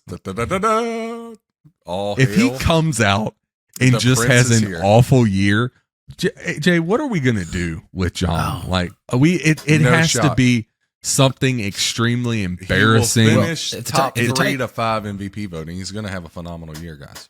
If the Titans sweep, John's got to wear a dress. He's in a dress, right? Yeah. Nobody wants to see. But I almost hope I'm it in a doesn't dress if happen, the Titans 'cause- don't sweep. So Yes. it's a Oh, little if they unfair. don't sweep, or Yeah. if they get No, swept. he's in a Titans I'm dress. in a dress if if they they don't don't sweep. sweep. He's in a dress if Titans do. So Yeah. really, How could did he? you bet a sweep? So if they How split out, much we'll still whiskey win did this you fucker. have when you made A little that bit of bet? whiskey. A little bit of whiskey. I was I feeling. think it was a little bit more than a little bit there. But all right, I We're got going to you. see him look like the Asian guy off The Hangover now with that mini dress. Anyway, no. so we're going to go. No doubt, it's the Prince in the AFC East. I really struggled with this one. All right, but This one's I'm tough, going to man. say that God is going to lay His hands upon the Samoan nation, and Tua and the Dolphins will win the division. Hey, look at you coming around. Miami He Dolphins. does this. And he shouldn't be allowed to do it. He What are you talks talking so much shit What are you talking about Tua, and I've then what been does a he do? supporter the whole time. He circles back and he's like, Tua is going to be I've great, been and here so comes the Dolphins. supportive. All of our listeners have listened He to does you this. I've been absolutely so supportive of rag on this guy. He won't make it. What do they call that? 6 games. Talking out of both sides of your mouth. I've Yeah, been something so like that. Just- supportive. It's Yeah. honestly, it's hard to have any respect for you at this point. All right, so now we got to pick 3 wild cards. All right, Okay. so if we can put it up on the screen, but the 3 wild cards We can do that. are going to Yep. come from this group. All right. Okay. So this group, you have 6 teams, maybe a 7th. Let's say 7 teams fighting for 3 playoff spots. The Bills, the Jets, the Titans, the Ravens, the Steelers, the Browns, the Chargers. Okay. It's kind of a big group there, Yeah. Bubba. So process of elimination, I got to go with quarterback play. I'm sorry, Tennessee, you're off the list. Oh, That come leaves on. 6. Oh man, they got voted off. Then the I got to island. go with coaching. Sorry, Chargers, you're off the list. We're down to 5. Okay, so I'm going to put the Baltimore Ravens in. You Listen, don't think the Chargers make the the playoffs? Ravens got way too much talent to miss the playoffs. I mean, it really would. If they made it with the group they had last year, it's kind of hard not seeing them make it again. Okay. That's true. Now, so that leaves 4 teams, 2 spots: Steelers, Browns, Jets, Bills. I really want to pick the Cleveland Browns because I think they are a real problem and a real sleeper. I really, really do. You love you some Stefanski. I love some Stefanski. These love affairs. All I right. swear. However, as much as I love me some Stefanski, and God knows I do love me some Stefanski, I'm going to put the Pittsburgh Steelers in the playoffs. Wow. All right. I would agree with that, man. I think Pittsburgh. Makes So it that down leaves one spot to be decided by Josh Allen and the Bills or Aaron Rodgers and the Jets. here. I'd go Josh Allen and the Bills. I knew you'd say that. I'm going to go the New York Jets. I don't think they get in. See, I don't. This is- I really The- don't. it's happening again. This Listen, the Buffalo whole- Bills are in turmoil. It's okay, Josh I don't Allen. think John they're in as much Harbaugh will be there turmoil as next you year think. because the Chargers will screw it up again. Maybe. Probably. Yeah, All right. probably. Listen, listen, the Diggs problem, they still can't run the football. The defense is long in the tooth. You know what's going to happen here, AJ? I mean, I can the- see it. It's setting itself up. We're going to get like 6 or 7 games into the season. The Bills are going to look dynamite. And John's going to get on here and be like, I told you, the Bills, they're the best team in football. Josh listen, Allen is a rock I'm making star. sense. This is not you going can to be see allowed. he is We're- building we're- it up. We're I going to see do how this this is gonna go. exercise again week 9. Okay. Halfway I through know the how year. it's gonna go. This is just my preseason, what I see. Yeah. I think it's a coin flip. But listen, I could see the Jets missing the playoffs, but I think it comes down to Jets, Bills, Browns, and I think the Browns are out, and I think the Bills are out, man. I think the Bills are on a decline. I really, really do. We'll wait and see. So Jets, I'm interested to see Steelers, how this plays out. and Ravens. Jets, Steelers, Ravens are your wild cards. Titans don't miss Dolphins, the wild card. Dolphins, Jaguars, Bengals and Chiefs are your I got those. are your division winners. Mm-hmm. So now flipping over to the NFC. Right. Okay. Some pretty easy stuff here. The Philadelphia Eagles are going to win the East unless Jalen Hurts gets hurt. Hey, what about Sam Howell? He has looked so very the Philadelphia good in the Eagles are going to win the East Just unless stop. Jalen Hurts gets Here's hurt. another one. I can see this setting up perfect. Sam Howell's going to have the Washington He Redskins blows. off and running, No. and John's going to come in week 8, week 9, and be like, I told you, Sam Howell, he You is don't really going to believe lift that, this so let's franchise move on. from the ashes. Listen, they're going to get a top 3 pick. I feel confident about that. Probably. All right, the Eagles going to win the East. The North, I think the Vikings repeat, especially if they get Jonathan Taylor. Listen, I don't They're think gonna Brian be so Flores. filthy if they Brian get Taylor. Flores is not getting enough credit. No. And you put Jonathan Taylor. Remember, people are like, oh, he lost Thielen. Thielen was injury prone. They got Jordan Addison. Now, granted, a little bit of trouble, but look, once he gets out on the football field, it's all good in the neighborhood. That's Right? true. The NFC South really hurts me to say this. Pains me to say this because I just feel like the coach is going to screw it up. If they had an offensive head coach with a brain, I could see them easily in the NFC Championship game because of personnel. But I'm going to just wish and think maybe he won't screw it up for once. So I'll pick the Saints to win the South against my better judgment. The quarterback. Who did you want to pick? Huh? Who did you want to pick? Well, I want to pick Bryce Young, but the offensive line's an issue. Of course you do. I mean, listen, let's not Does he deny. know about the other 4? Let's not deny Lissa's what point. the Panthers look like towards the end of the season without a quarterback and without a great head coach. So, I mean, I know you guys are like, oh, Bryce Young. I mean, let's be real, guys. All right, let's live in a reality world. The guy's a beast. Okay? He was you a gotta be great able to protect player him. in How I would college. particularly describe them. I but wouldn't okay. say beast. Whatevs. The Saints on the South. The West, go West, young man, and find me the San Francisco 49ers. Yep. But it'll be behind the arm of Sam Darnold or a quarterback not on the roster come playoff time. Really? A quarterback, Intriguing. either Sam Darnold or a quarterback not on the roster will be the starter come playoff time for the 49ers. All right. Put All that in right. your pipe and smoke it. All right, wild cards, no doubt about So this. you have no faith in Brock Purdy at all. I do not. Listen, right This is now, another- write this one down too, AJ. Right now, him and Dak Prescott are competing on who can throw the most interceptions in preseason. That's not exactly the class you want to be in. I just wonder how you treat your girls on the field and on the court when they say they got an injury. You know, Yeah. yeah, suck get it up, back buttercup. out there. Yeah. Get back. Literally, Suck the it up. ligament that holds my elbow together is completely gone. Yeah. But yeah, everything's fine. Their kneecap is dislocated in the wrong direction. Rub some dirt on it and get back out there. You don't need to walk. Like, what the? All right. Literally, the ligament that held his elbow together was, it was gone. Nada. Scorned Wish I got again. And you're like, he should get out there and throw the football. Yeah. Was okay. that a bet? Was that a bet? I'm sure it was. It had to be. Yeah, He was throwing it on game. the sideline. Yeah, he was throwing it Like all right 5 to for 10 2.5 yards. Okay, that was better than what they were throwing it with the other two weasels. I think they should have kept McCaffrey at quarterback. But, you know. Yeah, probably. Whatever. All right. All right. Wild This is card. another So we one. Now, got put this on the Eagles. list, AJ, of things John will flip flop on later in the season. We've got a handful Eagles. from this list. Listen, Eagles, Vikings, Saints, 49ers. Yeah. All right. Okay.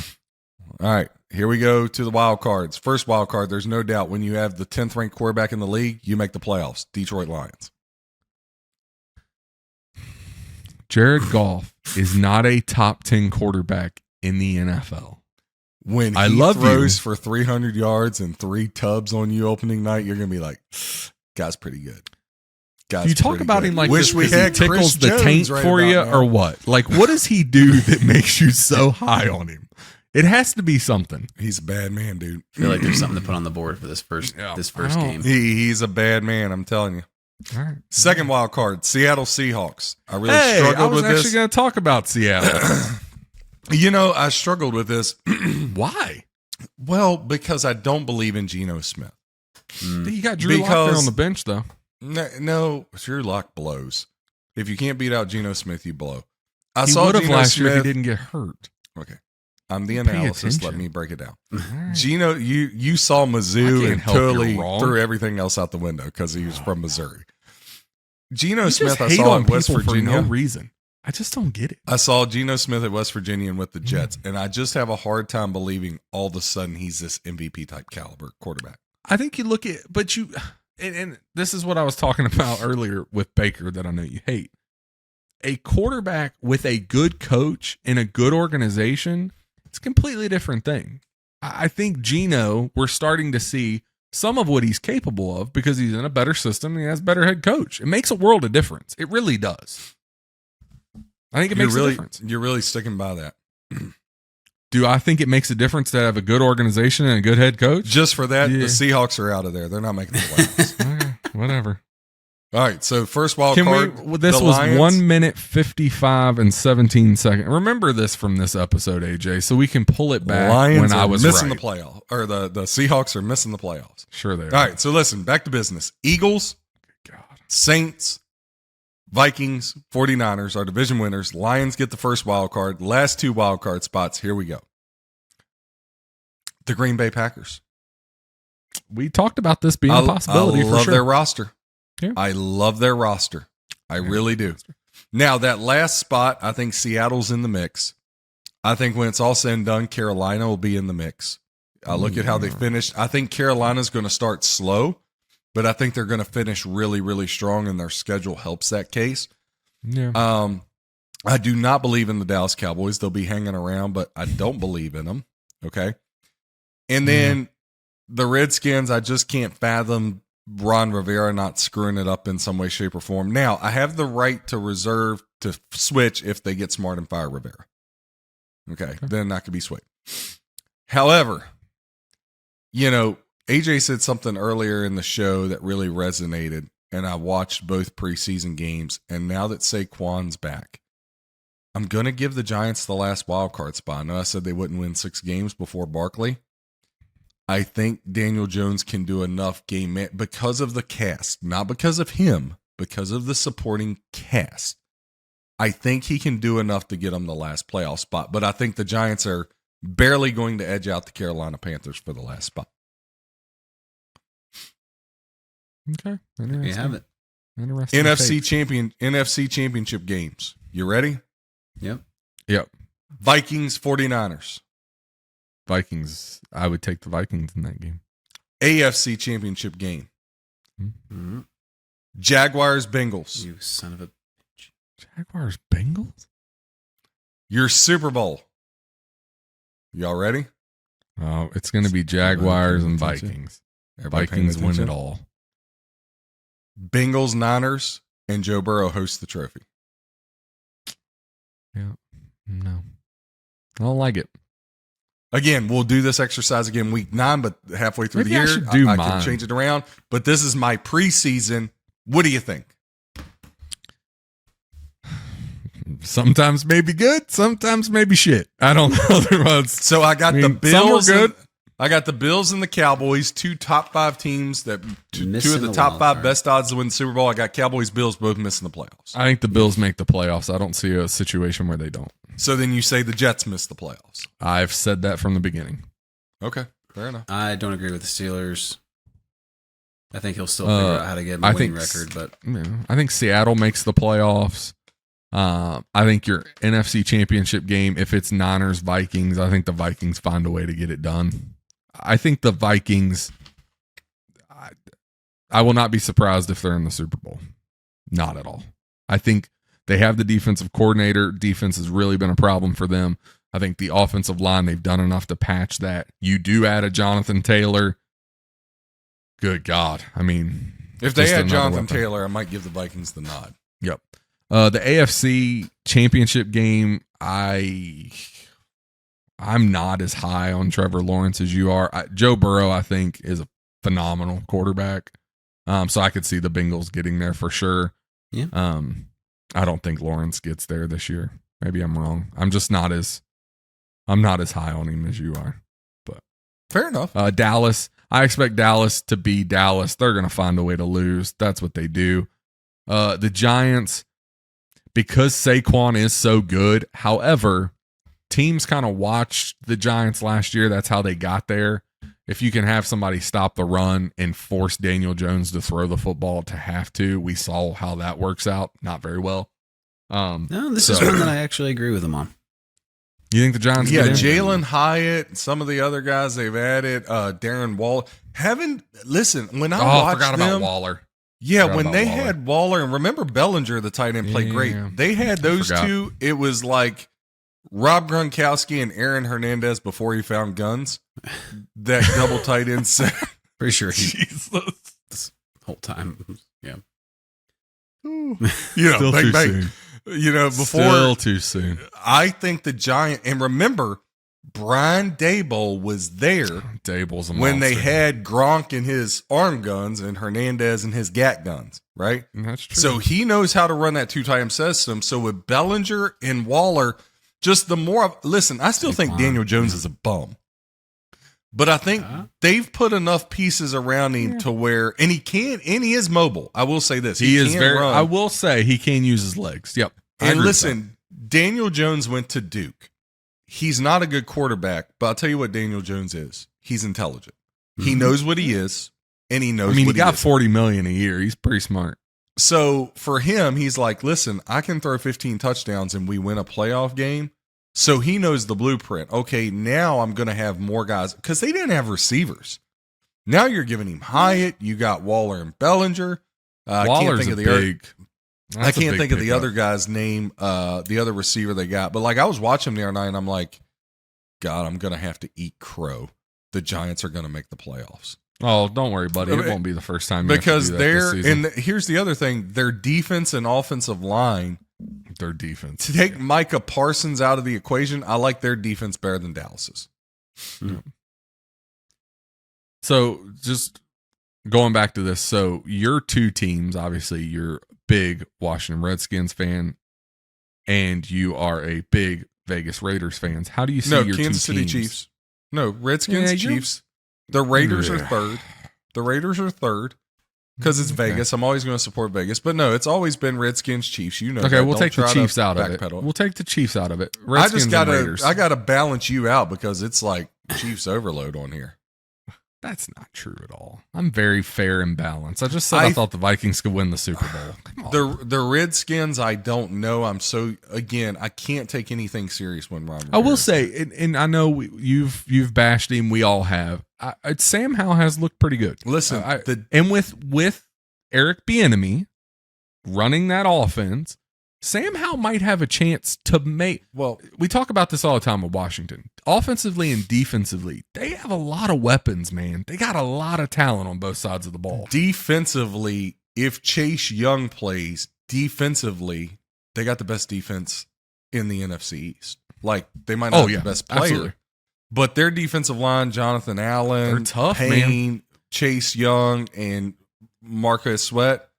Nobody's got that in the league. They have the best defensive line in the league, better than Phillies when they're all healthy, right? So with Bieniemy on offense, man, And Jack Del Rio's did a great job with that defense. Now you have Scary Terry, Logan Thomas. You got Brown from North Carolina. Dotson's look good. They got Robinson, the running back of Alabama, who I love. Gibbs. Listen, they have pieces. tons And of they it. have two great coordinators in Del Rio and Bieniemy. Yes, they do. They've now changed the culture with new ownership. I just can't envision a scenario where Ron Rivera doesn't figure out a way to screw this up. And that's my he's issue. not calling plays, so I mean, Listen, when you don't know when you get eliminated for the playoffs and you throw That your was offensive laughable. coordinator under the bus, and if you ever watched him, like he just walks around like this the whole time with the earphones on and never So has it. I'll Like ask he you never another- talks. I'll ask you Like- another question. I'm sorry. So with that, do we think he makes it through the whole season, or do we think Eric Bieniemy is the coach of the Washington Redskins at some point this year? Depends on how things go. It really does. I mean, listen, I think they should win that first game against the Cardinals, but there's no way in the world I'm laying 6. Like Really? Washington, listen, man, Oh, Washington man, always I don't plays these close games, and they always lose to teams they shouldn't, and then they'll But- place a good team tough. But I'll say, I think you have to give Eric Bieniemy a little more credit here. I think that offense is going to look I really appreciate good. that, Josh, but he's not actually the one out on the field. God, Okay, you haven't called me Josh in a very long. It's creepy. easy. Listen, I think Bieniemy's great, but when you have Pat Mahomes and Tyreek Hill and Travis Kelce out there, it's not really that hard to call plays. And he wasn't calling plays. Yeah. Andy Reid was. So I'm just like, let's keep it in perspective. But I do think they have the potential with him. I think Hal could be better than we maybe have given him credit for at this point. I got to see it in real season. Now, it could be an absolute dumpster fire too, so don't quote me here. But there is some potential with all the pieces and talent Washington has to be competitive. Now, let's turn our attention to the Vegas Raiders. How do we feel about them? If Jimmy Garoppolo, whether he's in or out, I think they're a 7-win team. Who's their backup? Aiden O'Connell. I think they're a 7-win team. Look, you got Devontae Adams, Hunter Renfrow, Josh Jacobs gets back. You got talent on that team. Michael Mayer. 7-8 wins, they'll get there. Yeah. But they're not going to have a winning record. But listen, it's a great spot for the next head coach. Do we think Garoppolo starts the entire season, or is Aiden O'Connell the starting quarterback of the Raiders at some point? The greatest thing that could happen for the Raiders is the thing to implode, and you get the number 1 pick, and you have Harbaugh and Caleb Williams go to the Raiders with Michael Mayer, Devontae Adams, Hunter Renfrow, and Josh Jacobs. That has Super Bowl in 3 years written all over it. Maybe 2. Yeah, maybe. That's the best scenario for Raider Nation. So, do we think Garoppolo stays healthy? No, he hasn't his whole career, but when he's in there, he's going to win games because Garoppolo wins games. He does. Like He finds a way to win. the fact that I know they're at Denver, but it's in September. It's not like the cold. They're playing in a blizzard. That's also true. The fact that Denver's laying 4.5 to the Raiders when you know Jimmy G's going to play the first game, I can't. There's no way I would take Denver. I would take the Raiders. And I would love the Raiders in a little 3-team 10-pointer plus 14. Absolutely. Just, I'll put them in a 4-point, just 14, 13-pointer. You can't do that on major books. That's just the offshore one. Got it. 10-point would be good, though. Get them what? I like it. 14.5? Bengals, Niners, and the Niners quarterback will be Rivers or Brady or Rivers. I did see that report. Did you see that? Sammy Ball. They were prepared to bring old Phillip Rivers out of retirement to play quarterback for the 49ers last year. Yep. They probably should have done that. You never know. Okay, here's a question then, and then we need to get out of here. But Phillip Rivers, if they would have brought him in to play quarterback, do we think that goes the same way for the 49ers? With those weapons, Rivers, I mean, I think he could give you 2 games. He was an interception machine there sometimes, but man, he was extremely talented. So you plug him into that offense with those weapons. I'm not letting go of this Mac Jones Trey Lance swap. I don't think they swap. Although we talk about New England is not high on Mac. I don't know what he did. I don't know who he's made angry, but they do not like Mac Jones. Like, there was talk up until I think there's still some rumblings that Zappy could be the starting quarterback. Hey, real quick, what if Tennessee is slow getting out of the gates? How would Tannehill look with all those weapons in San Francisco? Because they're moving off of him for Levis. Yeah. It'd have to be a really, really bad situation in Tennessee. It'd have Or to be, I mean, San Francisco it can, and to your point, John, I mean, it could be like, if that's I mean, we'd have to talk one win and 1-4, 2-5, 2-6. But I mean, that could happen. It could. I don't know. I mean, I just think, just to put my 2 cents in here for my team, I think I'm always happy when people count us out, and I think everybody on the Titans acts like that too, because the media does. Obviously, here we've missed the playoffs according to your analysis here, as you say. I was talking to a buddy at work today, and I said the same thing. Be careful with Tennessee. So here's what we're looking at. So there are going to be some issues going into the season, right? Mm-hmm. Petit Ferrer is suspended for 4 games. I think it's 4 games going in. The offensive line still has some issues that need to be worked out, right? So we need to keep Tannehill upright. That's number 1 in order to have any success. obviously to block for Henry too.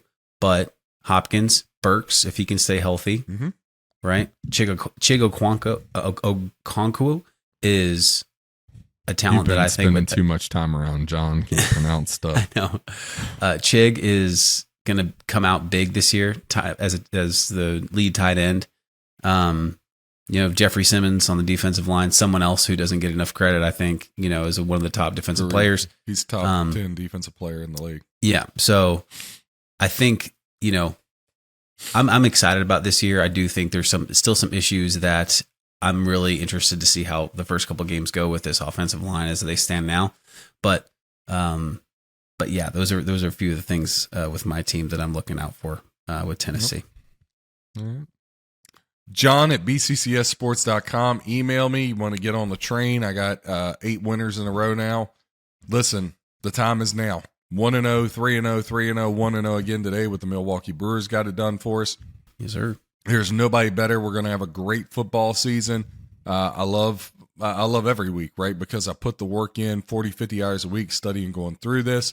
I already got everything laid out. It's just a matter of seeing where the stock market, aka the betting trends and lines, go and where the money's going. But I'm telling you, you don't want to miss out. You don't want to miss out. So sign up. If you're just going to be a monthly guy, you're going to spend more money. But you come on board for September. If I'm not at least 6 games over 500 for the month of September, or 6 units rather, not games, 6 units over, you get half off for October. So it's a no-lose situation for you. But you're going to love it. You're going to love the service. You're going to love the things that come with it. You're going to get some extra videos of me, some extra stuff, a lot of insight. So John at bccsports.com. Please don't miss out. Don't go into week 1 and get killed. Remember last year, week 1, it all looked so easy, and y'all remember all the upsets week 1? Oh, my goodness. Yep. The public got destroyed. We had a great weekend. It's going to happen again. Don't fall into the trap. Again, you don't need a salesman. You don't need a guy that says premium plays, promotion, platinum plays. No, if you like a game, you like a game. Okay? And you don't want somebody that says, yeah, put $5 on this game and put 5,000 on this one. No. I give you all the games, bet them the same, take it as it goes, and you'll make a ton of money if you follow my money management system. You follow all these other guys, they don't care about you. They turn over 40% of their business every month. I want guys and gals that are going to be here for the long haul because I want to help people. But you got to listen. You got to be disciplined. You can't be an action junkie, okay? Because honestly, it's not worth my time if I got to reel you in mentally, okay? For sure. If you're serious and you say, hey, I want to make X amount of dollars a year extra doing this, or I want to turn this into my career like you, John, in 2 or 3 years, then listen. Anybody can do it. You just got to listen. Absolutely. Very well put. Absolutely.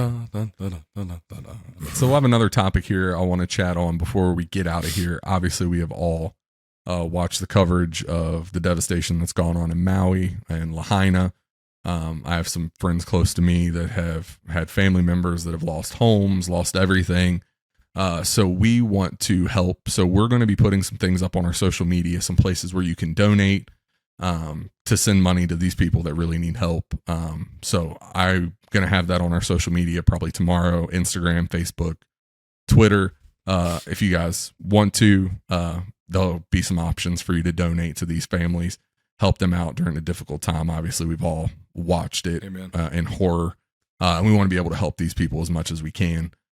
We're a family here at BCCS Sports, and we always want to be here to help anyone that we can. Obviously, this has been a terrible, difficult situation. So we want to lend out a helping hand. So if any of you guys, have it on your heart that you want to donate and help this, the places that I'm going to post here, these will go directly to families. There's also a bigger Venmo, which is Lahaina families, that'll go straight to the families. This isn't going to government agencies. This is going straight to the people that truly need the help. So we'll get that stuff posted. Take a look, donate if you want to. But we want to try to make an impact here and help these people that need it so much. So thank you for listening. Thank you for your support. It means the world to us. We're excited.